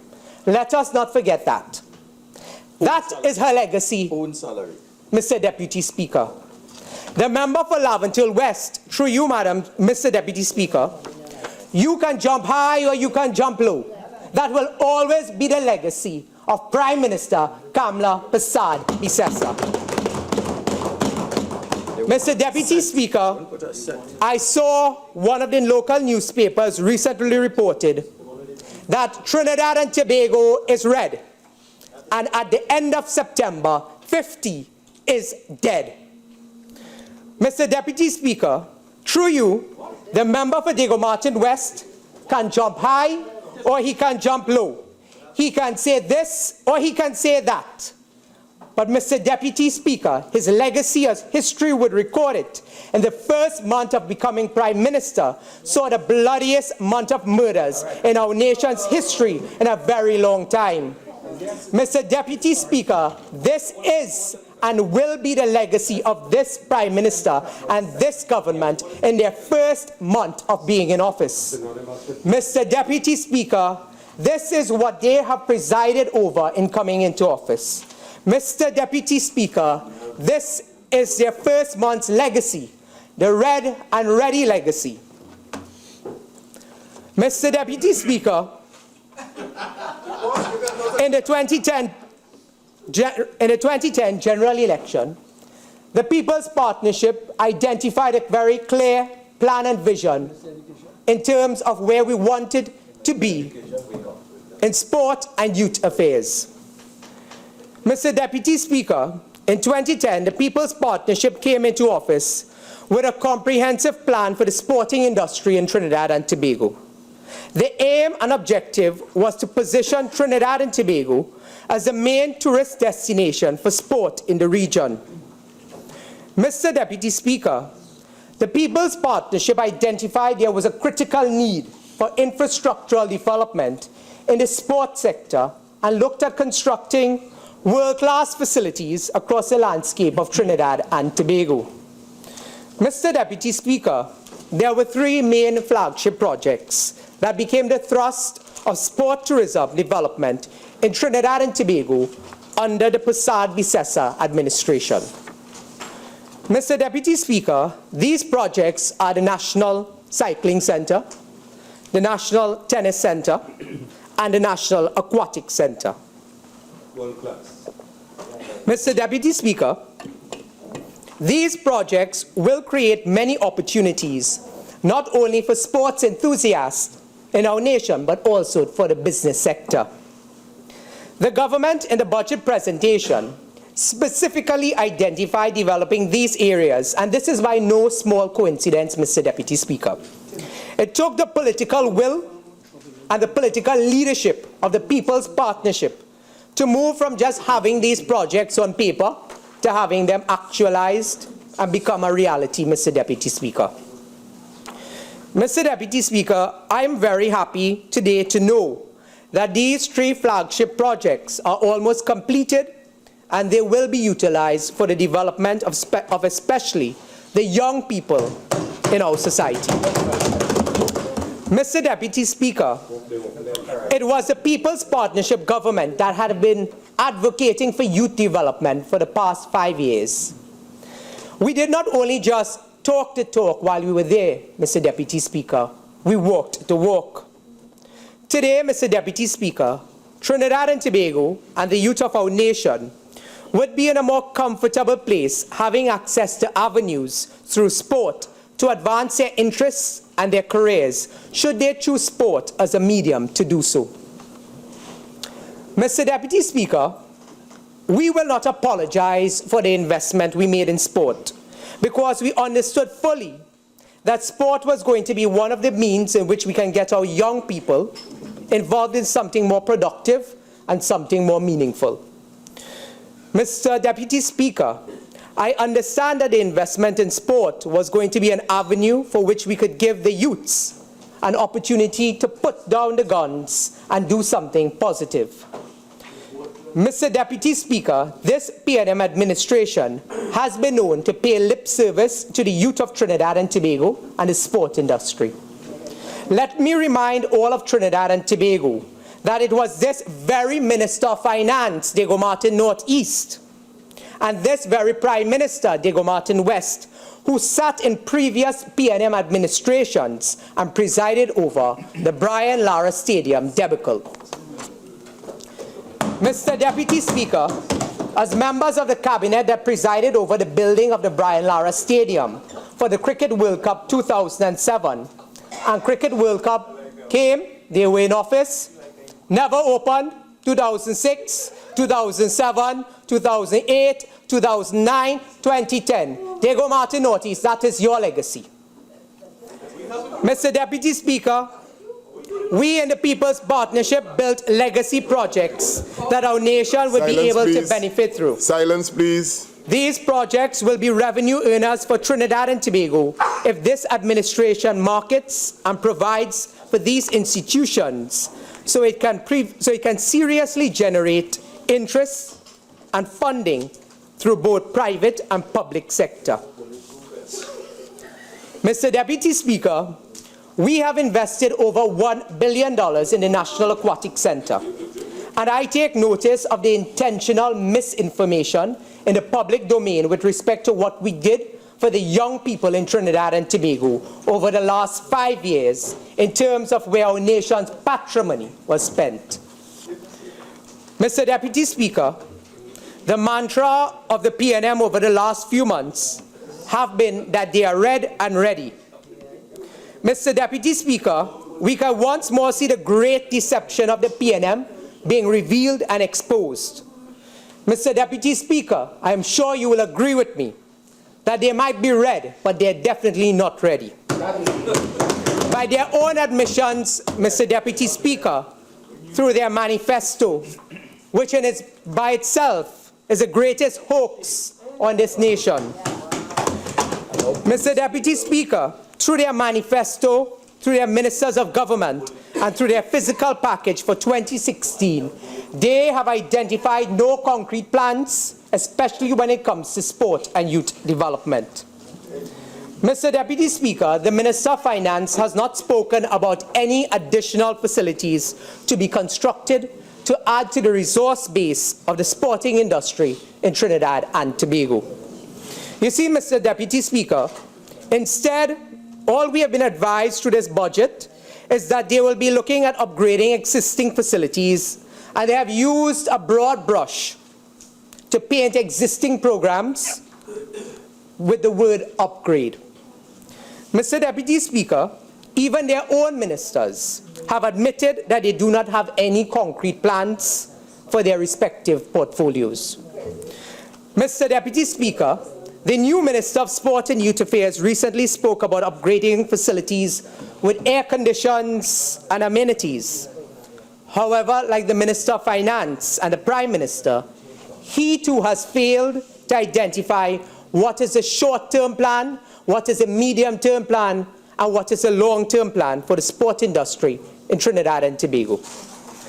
Mr. Deputy Speaker, in our conversations with the electorate, we were very clear about where we were as a government and where we wanted to be over the next 5 years. Mr. Deputy Speaker, we clearly identified the plans and projects we wanted to achieve in the sporting arena.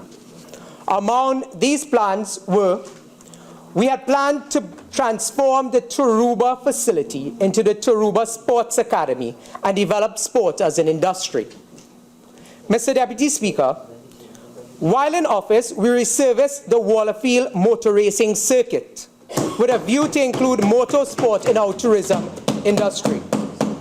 These initiatives would have provided and transformed sport and the approach to sport in Trinidad and Tobago. Mr. Deputy Speaker, we, while in government, have built and or refurbished sports pavilions and lit 221 recreation grounds, with 204 commissioned throughout the country. We did not look at what constituencies were PNM or UNC constituencies. We worked across the length and breadth of this country. Equity, social justice. Mr. Speaker, Deputy Speaker, we had planned to realign investments, evidence-based decisions to maximize impacts in the sporting industry. We were conducting a readiness assessment of the various disciplines to identify those that can be worked with to deliver more effectively. We were establishing greater sustainable opportunities within schools and community-based activities at all levels. We were planning to transform the Turuba facility into the Turuba Sports Academy. This can support activities in the nearby aquatic center and the cycling velodrome in Couva. The establishment of this academy can also be linked with activities at the Atto Boland Stadium, where running tracks would have been upgraded with the University of Trinidad and Tobago, which could have provided academic input on the sports academy. This would have encouraged our elite athletes to remain here and be homegrown, while achieving similar benefits that may have been afforded by going abroad. Mr. Deputy Speaker, this could have also been a cost-benefiting factor, allowing more athletes opportunities. A project of such magnitude as the Turuba Sports Academy could have created an avenue to further develop sports tourism in Trinidad and Tobago. This is because of the availability of high-performance facilities that will be attractive to athletes from around the region. Trinidad and Tobago can now serve as a venue to host international competitions, while also providing training facilities for regional and international athletes preparing for major championships in countries that surround us. For instance, Mr. Deputy Speaker, you will take note that in 2016, Brazil will host the Summer Olympic Games, and Trinidad and Tobago was one of those countries identified by several nations, including the U.S. swimming team, to come and utilize the facilities here in Trinidad and Tobago. And Mr. Deputy Speaker, that is a testimony of the vision and the leadership of the member for Siparia and the then Prime Minister. Mr. Deputy Speaker, as a small country, Trinidad and Tobago has gained international renown for its sporting successes, the Olympics, World Cup, cricketing, and swimming athletes, among others. As such, we would have developed a national framework to secure continuing sporting success. Mr. Deputy Speaker, we would have established a motorsport facility via public-private partnership and delivered this support as an industry which strengthens our sports tourism thrust. This would have been a component with other related activities, such as those that we would have developed around the new sporting facilities in Couva. Mr. Deputy Speaker, those plans that I identified were plans in the manifesto of the People's Partnership. Mr. Deputy Speaker, those are the comprehensive and concrete plans that I referred to, that the People's Partnership had engaged in while being in office, building a strong foundation so that we could have built from 2015 to 2020. Mr. Deputy Speaker, as we had advised the population, the PNM manifesto, like their government, is devoid of any specific developmental plans for sport. Instead, it is mired in fluff and rhetoric. Mr. Deputy Speaker, on a more optimistic note, I am at least happy to see that they have borrowed at least one of the People's Partnership ideas, and that is to establish a Sports Institute of Trinidad and Tobago. And Mr. Deputy Speaker, I would like to invite my friend from Diego Martin Central, the Minister of Sport and Youth Affairs. When you speak about equity, or you speak about being a government for all, we in Princestown have a lot of available lands that you can utilize for that sport institute. Mr. Deputy Speaker, this PNM-led administration has always been one to promise, plan, review, but never deliver. I am certain that it will take a People's Partnership government to ensure that the establishment of the Sports Academy becomes a reality. Madam Speaker, this PNM-led administration might be ready, but they are certainly not ready. Mr. Deputy Speaker, they have called upon the population to let's do this. But up to this time, they have not been able to identify what they wish to do. Instead, they have engaged in allegations and accusations that are unsubstantiated and untrue, while at the same time deceiving the population into believing that they had an alternative plan and program ready to service the population. Mr. Deputy Speaker, today I call their bluff. They can fool some of the people some of the time, but not all of the people all of the time.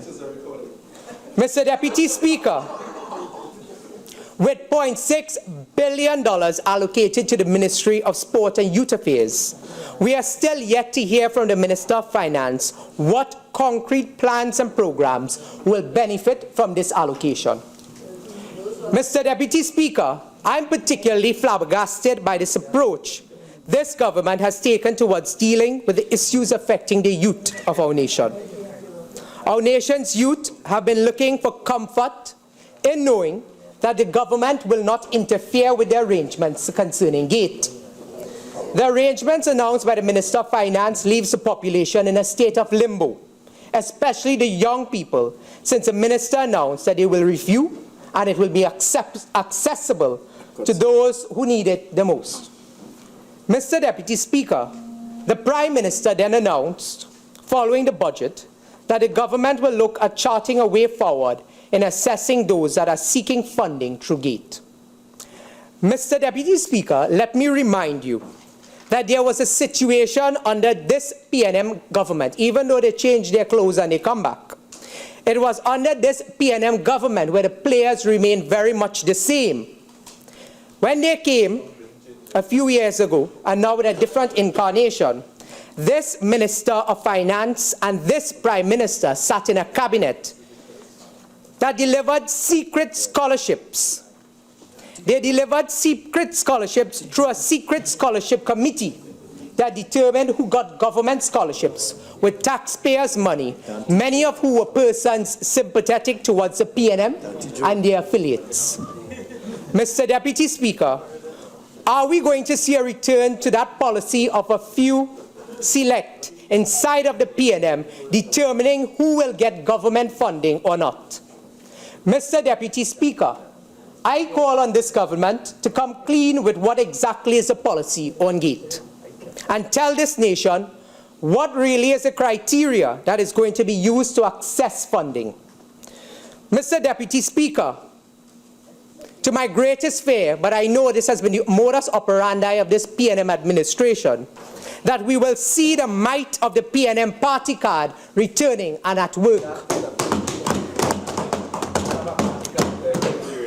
Mr. Deputy Speaker, I wish to remind our national community that it was this People's Partnership administration that opened up the GATE program to include technical vocational areas. It was the People's Partnership administration that set up workforce assessment centers throughout this country, which assessed, trained our young people and our not so young, so that they would have been able to get certification in areas that were needed.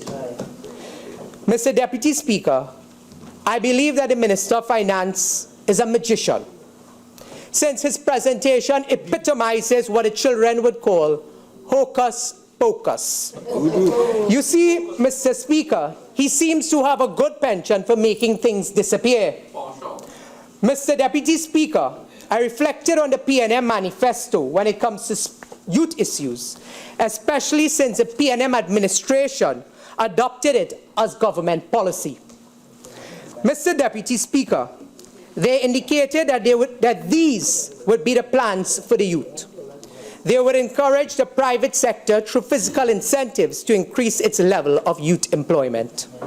They would develop a comprehensive youth employment policy which addresses the specific needs of unemployed youth, including preparation for the job market and the varying needs of youths in diverse communities. Mr. Deputy Speaker, in the People's National Movement Manifesto of 2015, they said that they would devote special emphasis to the rehabilitation of young offenders, as well as a proper support system to assist in their reintegration into society. Mr. Deputy Speaker, they said that they would encourage youth to become leaders in their communities by exposing them to training in civic responsibility. Mr. Deputy Speaker, they said that they would establish a Youth Leadership Development Institute that would provide training and interactive seminars on leadership. Mr. Deputy Speaker, they said they would highlight the positive aspects of youth, using young role models to assist in restructuring the perception of young people and using that avenue to disseminate information on critical issues such as sexually transmitted diseases, HIV, and AIDS. Mr. Deputy Speaker, they said they would develop an annual youth expo and special radio and television programs to allow youth to discuss the issues which affect them and focus on youth upliftment. Mr. Deputy Speaker, they said they would encourage youth and young people to be more politically minded and provide opportunities and facilities for dialogue on youth issues. Mr. Deputy Speaker, they said they would create a forum for the youth arms of the national parties and independent young voices to debate and discuss issues. Mr. Deputy Speaker, they said they would provide youth facilities in villages and regions of Trinidad and Tobago that will allow positive recreation and healthy lifestyles among the young, so as to give vulnerable youth a safe haven to socialize while receiving coaching, counseling, and acquiring information on civic responsibility. Mr. Deputy Speaker, none of this exists in the 2016 fiscal package. Mr. Deputy Speaker, they moved from we care in 2010 to we are red and ready in 2015. Mr. Deputy Speaker, you will notice that none of the policies that I have mentioned from their manifesto was contained in this budget presentation. Mr. Deputy Speaker, they can fool some of the people some of the time, but they cannot fool all the people all of the time. Mr. Deputy Speaker, I am certain the same youths that they pandered to and misled in 2015 will be ready for them when a general election bell is rung or a by-election bell is rung. But I assure you, Mr. Deputy Speaker, they will be ready, but they will not be read. Mr. Deputy Speaker, through the People's Partnership, we found creative and innovative ways in which to create new jobs, and not just any jobs, but sustainable jobs. Mr. Deputy Speaker, in the budget presentation of 2015, we entitled it Empowering Our People Through Sustained Economic Growth and Policy. Today, Madam Speaker, Mr. Deputy Speaker, this nation is confronted with a Minister of Finance and a budget of spite, vindictiveness, and deception. Mr. Deputy Speaker, this has always been the hallmark of any PNM administration. They are no different from the years of PNM squandermania, PNM arrogance, and PNM nepotism. Mr. Deputy Speaker, the population was hoping that when this government said they were going to be a government for all, they would have focused on developing all sectors of Trinidad and Tobago across the board. You see, Mr. Speaker, never before have I seen the youth of this country in a more regressed situation than they are today under this PNM administration. Mr. Deputy Speaker, throughout the last 5 years, the People's Partnership government focused on the development of young people in our nation through our thrust in education and developing small businesses. Mr. Deputy Speaker, the People's Partnership Administration, through its Minister of Finance in the last fiscal package, indicated that the University of the West Indies Penal Debe campus was in an advanced stage of completion with dedicated faculties in law, science and technology, food and agriculture, and social sciences. And Mr. Deputy Speaker, to correct our friend from La Horquetta, Talparo, like the former president of the Republic. They too seem not to know south of the Caroni, because that very Debe campus is in the constituency of Oropouche East. Tell them. Mr. Deputy Speaker, the University of the West Indies Open Campus is currently being constructed in Chaguanas because of the People's Partnership Administration. The College of Science, Technology and Applied Arts of Trinidad and Tobago expanded its nursing faculty and facility, at El Dorado because of the People's Partnership Administration. The MIC Institute, the MIC company, has already established under the People's Partnership 4 technology centers in Trinidad and Tobago, in O'Meara, in Diego Martin, in Pinal, and of course in Tobago, as I mentioned. We provided a drilling academy that was established at St. Madeleine with an expanding facility at Forest Reserve to provide training in downstream activities such as production, refinery operation, environmental remediation, and green technologies. We provided a technology campus at La Horquetta, and the facilities at La Brea and Point Fortin are being expanded. Let me read this again for the benefit of the member for La Horquetta, Talparo. We provided a technology campus at La Horquetta, and the facilities at La Brea and Point Fortin are being expanded. Mr. Deputy Speaker, an automotive training institute, a workforce development center, and a center of excellence in cosmetology are being established at Woodford Lodge because of the People's Partnership Administration. Mr. Deputy Speaker. Honorable Member for Princestown, your speaking time has expired. Do you desire an extension? Yes, sir. You may proceed. Thank you. Thank you, Mr. Deputy Speaker.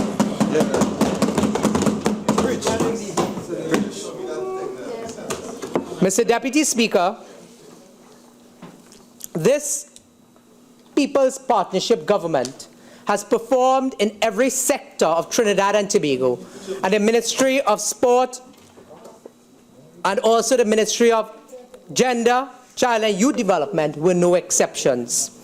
You see, Mr. Deputy Speaker, I listened very carefully to the member for Laventille East Mover when he spoke.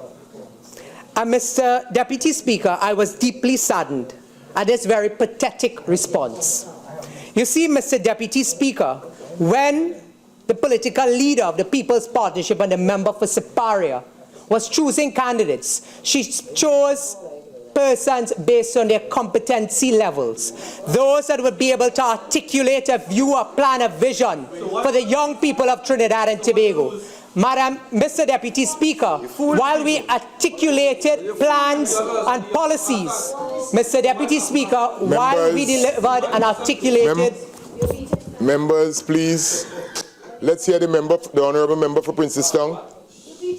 I'm on my feet. Continue, Honourable Princestown, member. Thank you, Mr. Deputy Speaker. Mr. Deputy Speaker, when the member for Siparia was choosing candidates and she was looking for young people, you know, I see so much window dressing that the People's National Movement has brought. And you are seeing the quality of persons now standing in this House, speaking before this Parliament, and being positioned as senior government ministers, yet holding up a piece of paper. I don't know what they're reading, if they're reading their diary, first entry today, or whether or not they're talking about herbal life substances.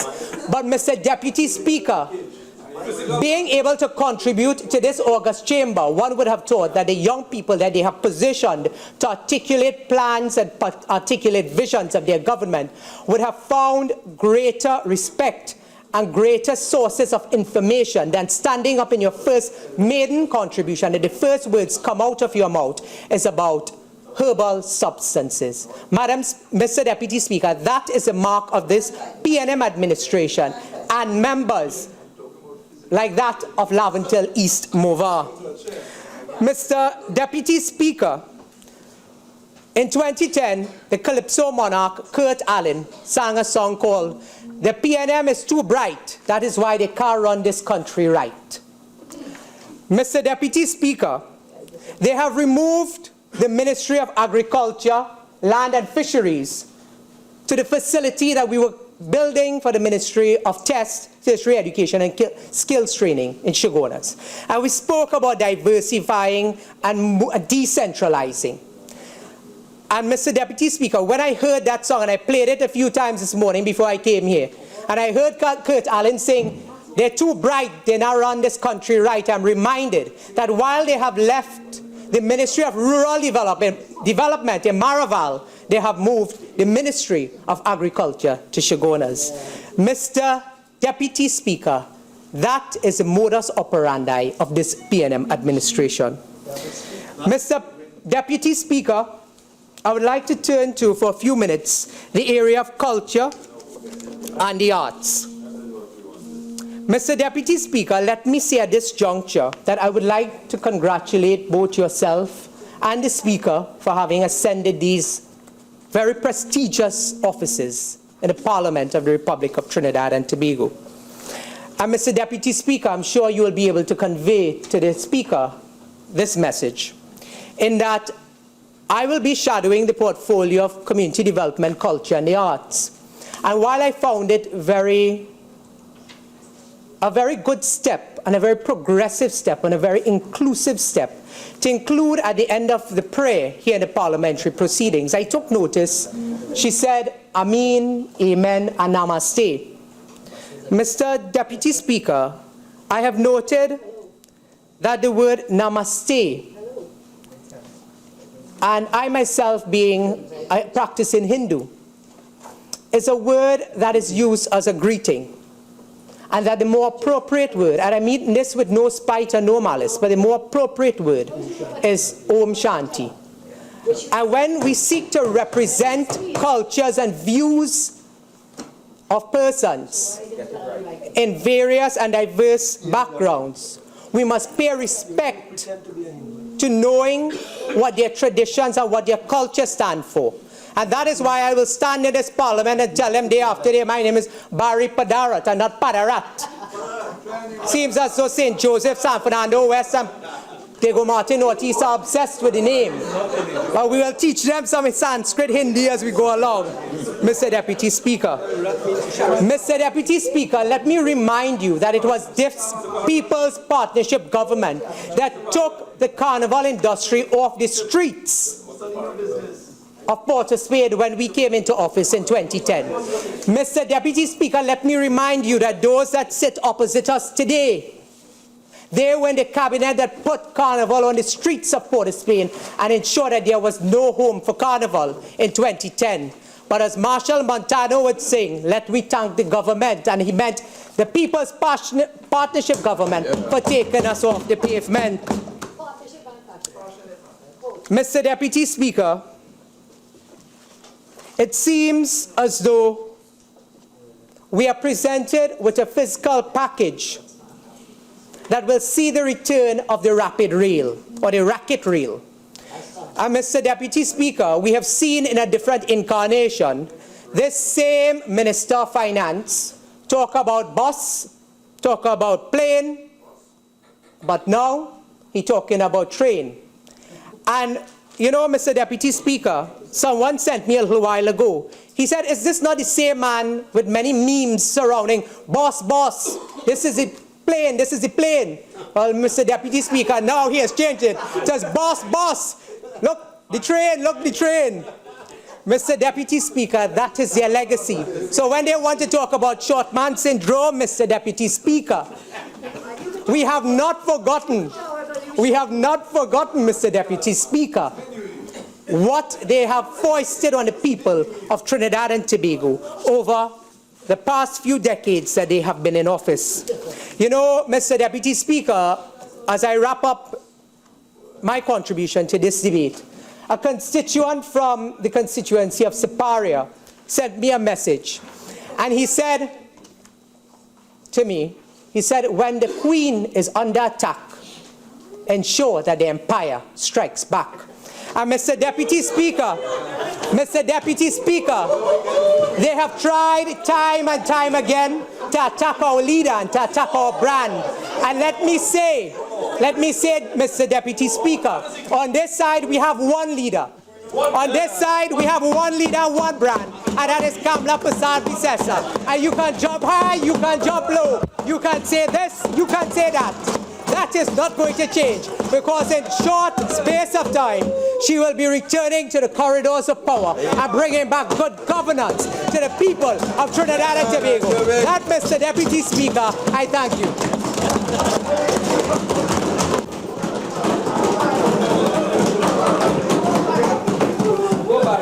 I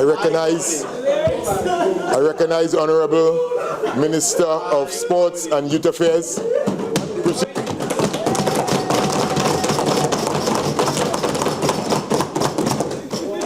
Thank you, Deputy Speaker. It's good to get some comic relief in the middle of the afternoon. So I want to thank,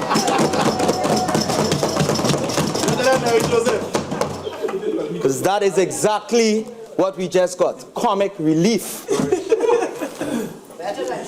The princess, the Member of Parliament for Princess Tong. Sorry, my apologies. One of the two queens, princes. I'm humbled to get the opportunity to represent the people of Diego Martin Central, and by extension, the people of Trinidad and Tobago in my capacity of Minister of Sport and Youth Affairs of Trinidad and Tobago. I would like to first thank the Almighty God, Jesus Christ, my family, the 27,000 residents from the Diego Martin Central constituency, of which 13,000 plus voted for me. And of course, the Prime Minister for putting his trust in me to lead the people of Diego Martin Central and the youth and the athletes of the country. In her absence, I would like to congratulate our Madam Speaker on the ascendancy to the Speaker of the House, and also I would like to congratulate the Deputy Speaker of the House, who is my colleague from local government, who has also come up to the Member of Parliament for Tunapuna. I think the people of Trinidad and Tobago are extremely pleased and happy with those two selections. I would also like to congratulate all my colleagues here this evening in this August House who have been selected to the Parliament of Trinidad and Tobago in both the lower and upper house. And most of all, I'd also like to thank the staff of the Parliament who has made this transition very easy. I thank you all. I would also like to give a special thanks to our Prime Minister.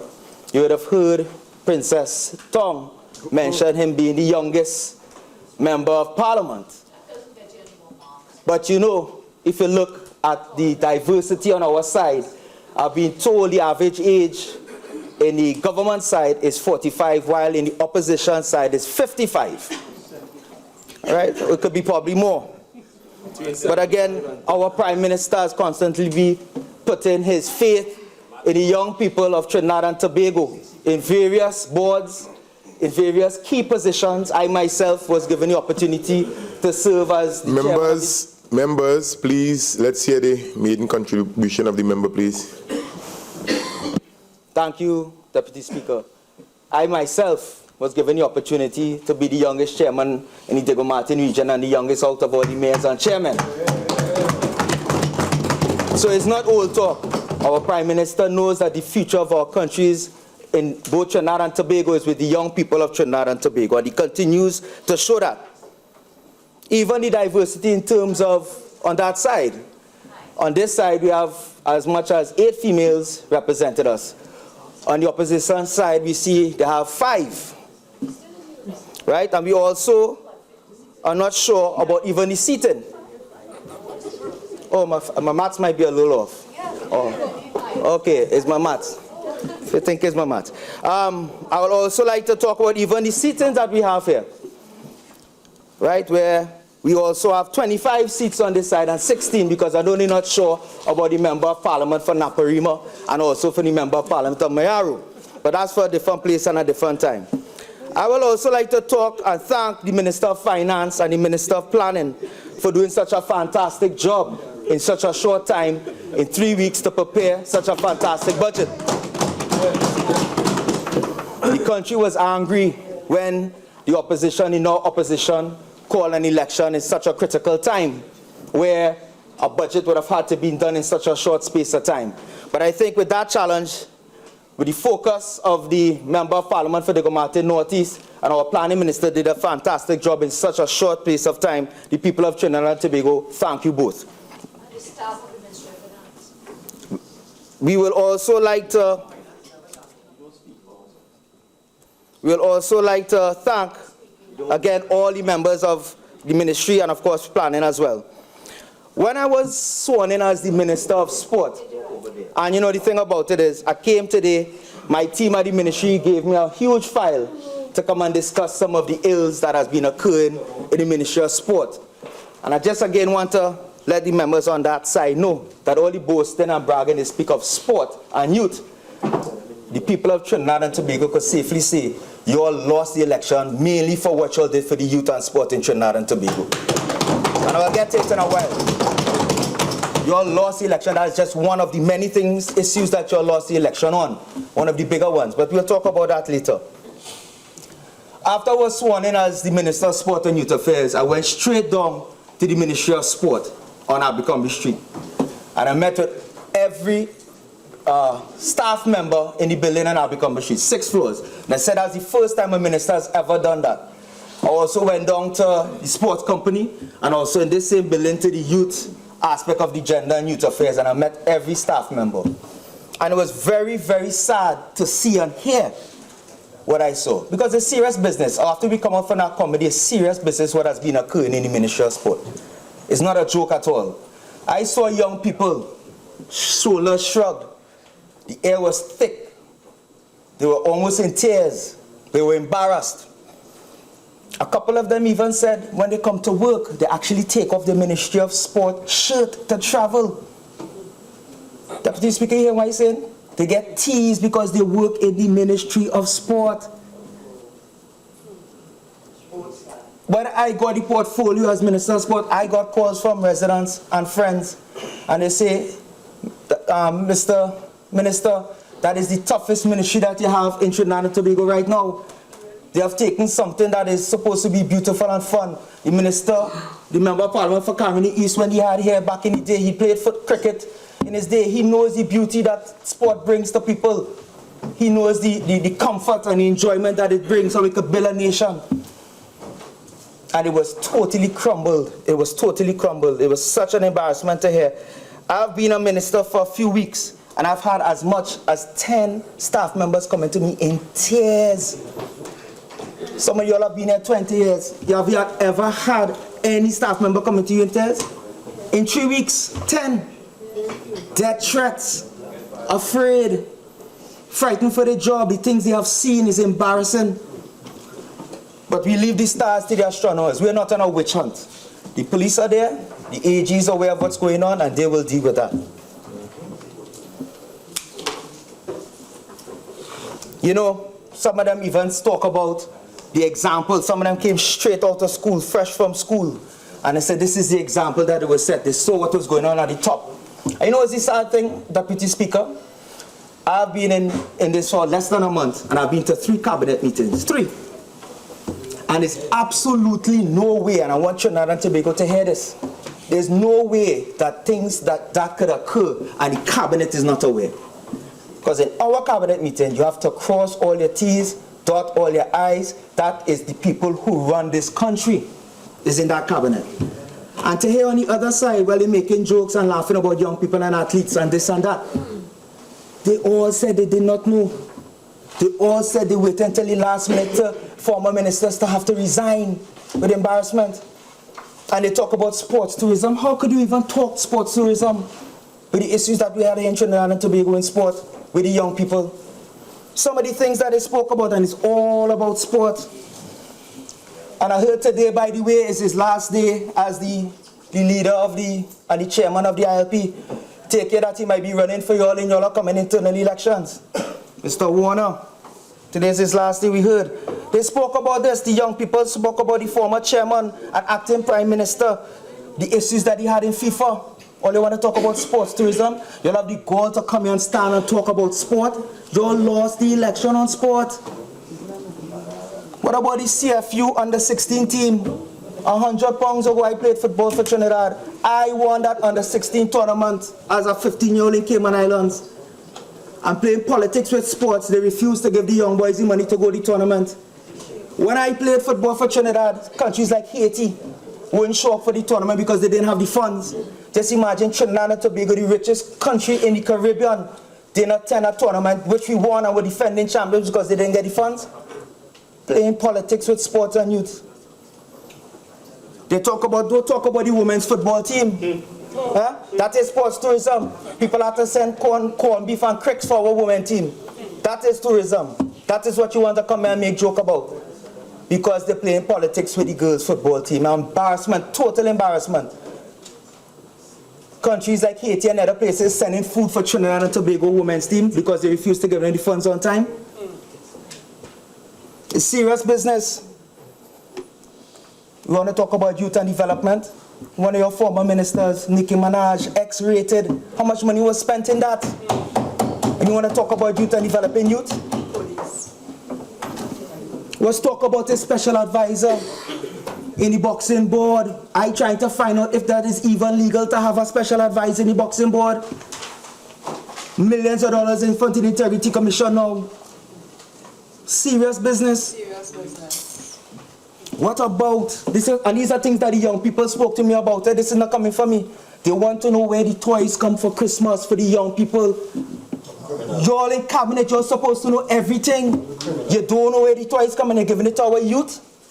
So was this from criminals? So was it that drugs in the toys? And your answer is you just don't know and we have to take that? Come on, man. Come on, man. The worst one, a 17-year-old tell me this in Dabadi. He had family in Haiti. What about the money that was supposed to go to Haiti for the earthquake? All your prime minister, deputy prime minister, keep the money? I don't know. We're still trying to find out. But you might, I mean, make and you could break it. You all have internal elections coming up. Check you find them back by you all. What about the two-pull video? The two-pull video. These are young people from your constituencies telling me this, you know. I'm not making this up. You ask me, I answer you. Two-pull video, all you say, all you know who it is. Members, please, let's ensure that we address the chair, please. Please ensure that we address the chair when we are making our responses. Sorry, Deputy, but I'm getting a little emotional from that comedy show that we just had there. But it's young people, and I'm very passionate when it comes to young people in Trinidad and Tobago. Right in this building, Deputy Speaker, Cheryl Miller. Well, you remember Cheryl Miller? Cheryl Miller's family came to me and talked to me. $1 million of taxpayers' money had to be paid right upstairs in this building. Only want to talk about youth and people. She worked in the youth department. SOE, Deputy Speaker. SOE, how many youths were locked up? How many young people were locked up in this country? And in only one certain area, Deputy Speaker, they want to talk about young people. And of course, the biggest one, live sport. But we'll get to that a little later. We'll get to that a little later, Mr. Deputy Speaker. You know, in sport, you want to break records and make records. Well, there are quite a few. People talk about how many ministers of national security we've had, Deputy Speaker. They speak about how many ministers of works and infrastructure they had in their term, Deputy Speaker. Are the people aware in Trinidad and Tobago the facts and figures of the Ministry of Sport and Youth Affairs? It is a world record in the Commonwealth. 4 ministers of sports in over a year, including me. 6 CEOs in the sport company in 5 years. 5 PSs, 5 permanent secretaries in 5 years. Mary go around the bush and they know they like bush. Just changing senior people because of illegal activities. 3 chairmen of the sport company of Trinidad and Tobago. Don't talk the boxing board. So how can you plan? How can you have anything concrete? How dare you stand up and talk here about what you do and what you didn't do, Deputy Speaker? How can they do that? It was instability and confusion. When I speak to the staff, they say they have one plan here. In a few weeks, they ain't sure if it's our next plan here, Deputy Speaker. Things changing every week, every month. It's something new and different. It has no structure, no foundation for the young people. And they're watching. If you see how many young people, Deputy Speaker, working in the Ministry of Sport, and they're confused, they're beaten, they're battered. And that is one of the reasons today why they not come and speak about some of the ills, because sports need a facelift. We need to clean up in the Ministry of Sport and Youth Affairs. And you know, it's the sad thing about it, Deputy Speaker, when I look around this room here, half of them gone. Half of them gone. Where's Minister Roberts? Where's Minister Griffith? Where's Mr. Sancho? Sanko, sorry to get it right. Sanko. Where's Marlene Kudre? She was Minister with the youth. Always forget this, you always forget. Where's Lisa Rupnarain? She was in the ministry. She was Miss Stacy, sorry. Thanks for the correction. Also forget her because she's not here. Are you talking Couva North, Deputy Speaker? She was in the jump up. She was a minister in the ministry. The only one that's here now. So she should know. You should have known what was going on, Deputy Speaker, in Cabinet. And you sat down there and you allowed things to happen. Well, I forget. I know why now. I know why now. I know why now, Deputy Speaker. No, well, I'm getting to that. Where's with getting a little antsy, hot under the collar. I'm very pleased with the budget, Deputy Speaker. We got $602 million, and that is very, very noble, despite the oil price not being set at $80 a barrel. It's set at $45 a barrel, and we were very pleased to know that we even got more than last year with the oil price being set. So I'm very pleased with regards to that. The people have spoken to several of the different sporting organizations, the national governing bodies, and they're very pleased so far. Every day we have been trying to meet with at least 2 of them, Deputy Speaker, to see what are their plans and how we could work with them. But again, our first focus will be cleaning up and putting proper systems in place again. Everything has broken down with regards to policy, with regards to procedure, with regard to accounting practices, with regard to tendering out for projects. Just imagine, with the live sport, the budget was, they actually went out and borrowed as much as $700 million more. To thief, Deputy Speaker. $700 million more they went and borrowed. Right? Now we have the burden with all the issues. You talk about Princess Tong, speak about the 3 centers that was built. That was a PNM project under 2 or 3 former ministers of sport. It occurred that it happened and they built it. However, simple things like a maintenance contract. The building is about to be finished and there's no building or maintenance contract put in place. You cannot open a building without having a maintenance contract. But that's what it wasn't about. They were about trying to catch election and build it quickly so they could parade that. So now the athletes are upset, and they're upset with them because they now realize that the construction company cannot hand over the 3 billion because there's no maintenance contract in place. So we have to go out and tender, because under the People's National Movement, we ensure that we do everything properly with transparency, and we'll go out and have to contract and have a tender out for that as well. And I just want to remind them on that side, they forget about what we have built. We built the Hazy Crawford Stadium and the Jean Pierre Complex. We started the Elite Athletes Program. We started a sports degree at the University of Trinidad and Tobago. We need to find a way, as you know, supply always is behind demand in all parts of life. You never have enough to reach what you want. We are in the Ministry of Sport are trying to clean up the image of sport and youth in Trinidad and Tobago, so corporate Trinidad and Tobago could come back and start to invest in the young people in Trinidad and Tobago again. In conversations that I've had with a number of organizations, both internationally and locally, where they have funds to give out as corporate citizens, they don't look at sport anymore. They look at green, they look at the disabled, they look at elderly, projects like that. By the time they hear sport in Trinidad and Tobago, they run. And that is because of the work, Deputy Speaker, of the opposition today. Those things will never happen under the People's National Movement, never. We will be focusing on, as they spoke about, spite projects, the Brian Lara Stadium. They're quick to talk about that, sit down there for 5 years and did absolutely nothing with it, and have the goal to come here, Deputy Speaker, and speak about the Brian Lara Stadium. Trust me, in this term, in our year, we will find a proper situation where we can utilize that. We'll consult with the right people, with the engineers, and ensure that it is built, and or whatever it may be is the best situation for that. Deputy Speaker, the Speaker of the Sports Institute. This is something that is needed in Trinidad and Tobago so all bodies in sport could consult with each other and make the right decisions. And we'll be working closely with all the NGBs to ensure that we have the proper structure for a sporting institute. We talk about green parks. We want to ensure that Trinidad and Tobago continues its way on going green. And you're going to be seeing some of the recreational parks with solar, with broadband. As you know, we're looking at broadband throughout the country with hotspots. We are also going to be using the parks to ensure that families can enjoy the parks and so on.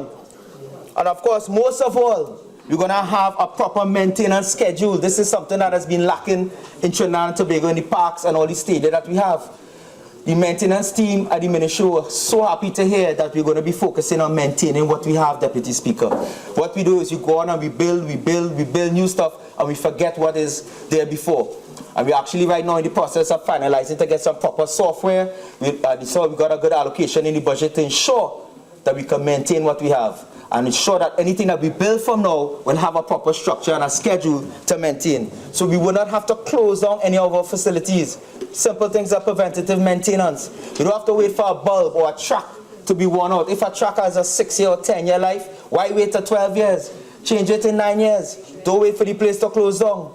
And that is what we plan to do, Deputy Speaker, to ensure that the young people can utilize the facilities, and of course we can attract people from different countries to come and participate and utilize our facilities. As you know, in the next few months will be the Olympics. As you know, we have a lot of great athletes in Trinidad and Tobago. We have done pretty good. Jamaica now sets the benchmark with regards to medaling in the Olympics. The Ministry of Sport, again, will be supporting. We met with the Trinidad and Tobago Olympic Committee and the NCAs, and we will be working very closely to ensure that our athletes are prepared and have the support, not like what happened in the last 5 years where athletes had to be given cricks and corned beef in other countries donated by people. We're going to ensure that they're comfortable, we're going to ensure that they're prepared, and we're going to ensure that the funds are there ready and available once they are compliant with our standards with regards to receiving funds.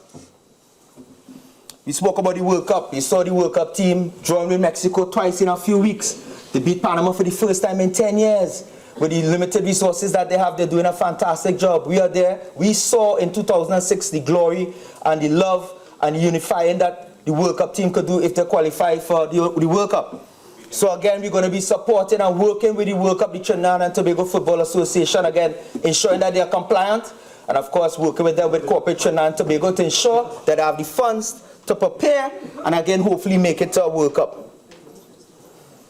The member for Princess Town also spoke about short-term and long-term plans. Well, I can tell you our short-term plan is to ensure that there's integrity, and our long-term plan is to ensure that there's integrity. That is the two main things that you need to hear, that will be cleaned up with regards to that. We also already had conversations with a number of the other ministries. Ministry of Education, which is very closely linked to youth. The Ministry of Culture, we'll be doing a lot of cross work with these ministries. The Ministry of Social Development, and of course the Ministry of National Security. So you're going to be seeing a lot of programs that we're working together with these ministries to ensure that our young people and our athletes are well taken care of in Trinidad and Tobago. Deputy Speaker, with regards to the budget, how it will affect my people, my residents that I represent and serve in Diego Martin Central. Since being elected as a Member of Parliament, I've been hit the ground running as always, and I've had a couple Member of Parliament public days, and I've been speaking to a number of the residents since the budget. I've been getting emails, WhatsApp, text messages, and so on. So I'm getting the feeling and the buzz from the people of Diego Martin Central. And one of the things that we plan to do for them is something that has been on the drawing boards. In fact, I met with the former Minister of Sport on this project with regards to the Northern Recreation Ground. We want to finally have that up and going as soon as possible. One of the things that the residents are very pleased about in terms of the budget is the local government reform. They are very much looking forward to that. Because a number of the members on the other side, I remember the member for Shoguanas West, calling, writing several times when he was the Minister of Water Resources. We all know the issues that we have in Diego Martin, not just Diego Martin Central, but all Diego Martins with flooding, and never got a response. I have all the WhatsApps on my phone, never got a response. We had to go and use our limited resources in local government to ensure that it doesn't and did not flood in Diego Martin. But those days are over. the member for Tabakit, we had to beg him when he was, I see he's not here again, he was the Minister of Works. We had to beg him to pave the Diego Martin main road. People's cars getting damaged. Those days are done. I've already spoken to the Member of Parliament for Laventille West, and they're going to be seeing a lot of work happening in the Diego Martin Central area. The health center in Diamond Vale. Okay, I was the chairman at the time, but you respond to me now if you want anything done with sport in Shogunas. And I will answer you, because that's how we move Deputy Speaker. We respect everyone in Trinidad and Tobago who responds to issues. And if the member for Shogunas West didn't acknowledge the chairman for Diego Martin, if the chairman for Shogunas called me, I'll help him anytime. Because that is my brother and I respect him. In terms of the health center in Diamond Vale, we are looking at that as being earmarked for a while now. They're very excited about getting that done. The elderly are very excited about the resolution of the Crichlow issue, so they could finally get their funds and so on. The housing, Victoria Keys and 4 Roads, again, Deputy Speaker, they laid and sat on that for 5 years. Victoria Keys and 4 Roads, finally the people of Diego Martin and Diego Martin Central could get housing in their area. We're going to be working with the elderly and disabled, the Minister for Social Development, and I have spoken on that, and they're going to be seeing a number of projects with regards to that. They're also very excited, the young people, that they can finally use their laptops with the broadband internet that they will have throughout Trinidad and Tobago. The young people are ecstatic about that. So in closing, Deputy Speaker, this is serious business, it's not a joke. This government is serious. We are here to work for the people. We are here to work for the young people. We have already shown, Deputy Speaker, that we will be investing heavily in the young people of Trinidad and Tobago. And I'm very proud and pleased to be part of that investment to ensure that we clean up the act in the Youth and Sport Ministry. That $602 million under PNM will be stretched to $1 billion. Whereas with them, it would have probably been cut down to $100 million after we're done with it. So I thank you, Deputy Speaker, for my time. Thank you. Members, it is now 4:21. The sitting is suspended for tea, and we'll return in 30 minutes' time. Thank you.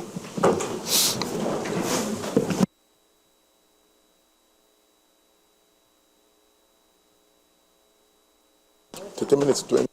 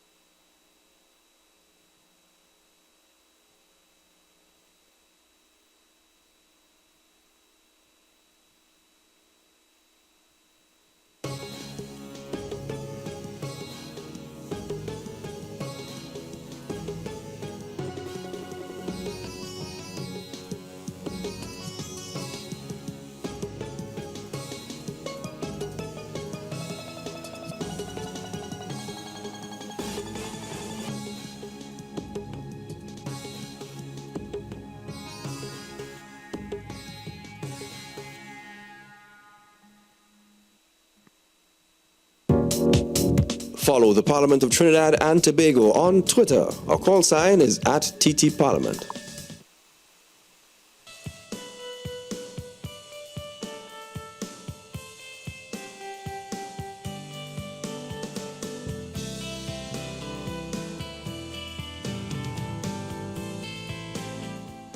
This is the Parliament Channel and Parliament Radio 105.5 FM.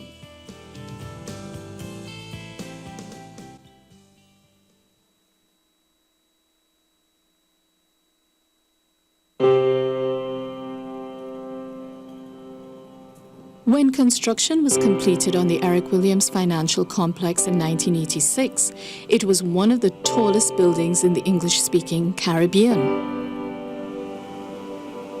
At the time, it was an outstanding example of modern architecture and also a very physical manifestation of Trinidad and Tobago's economic growth and development.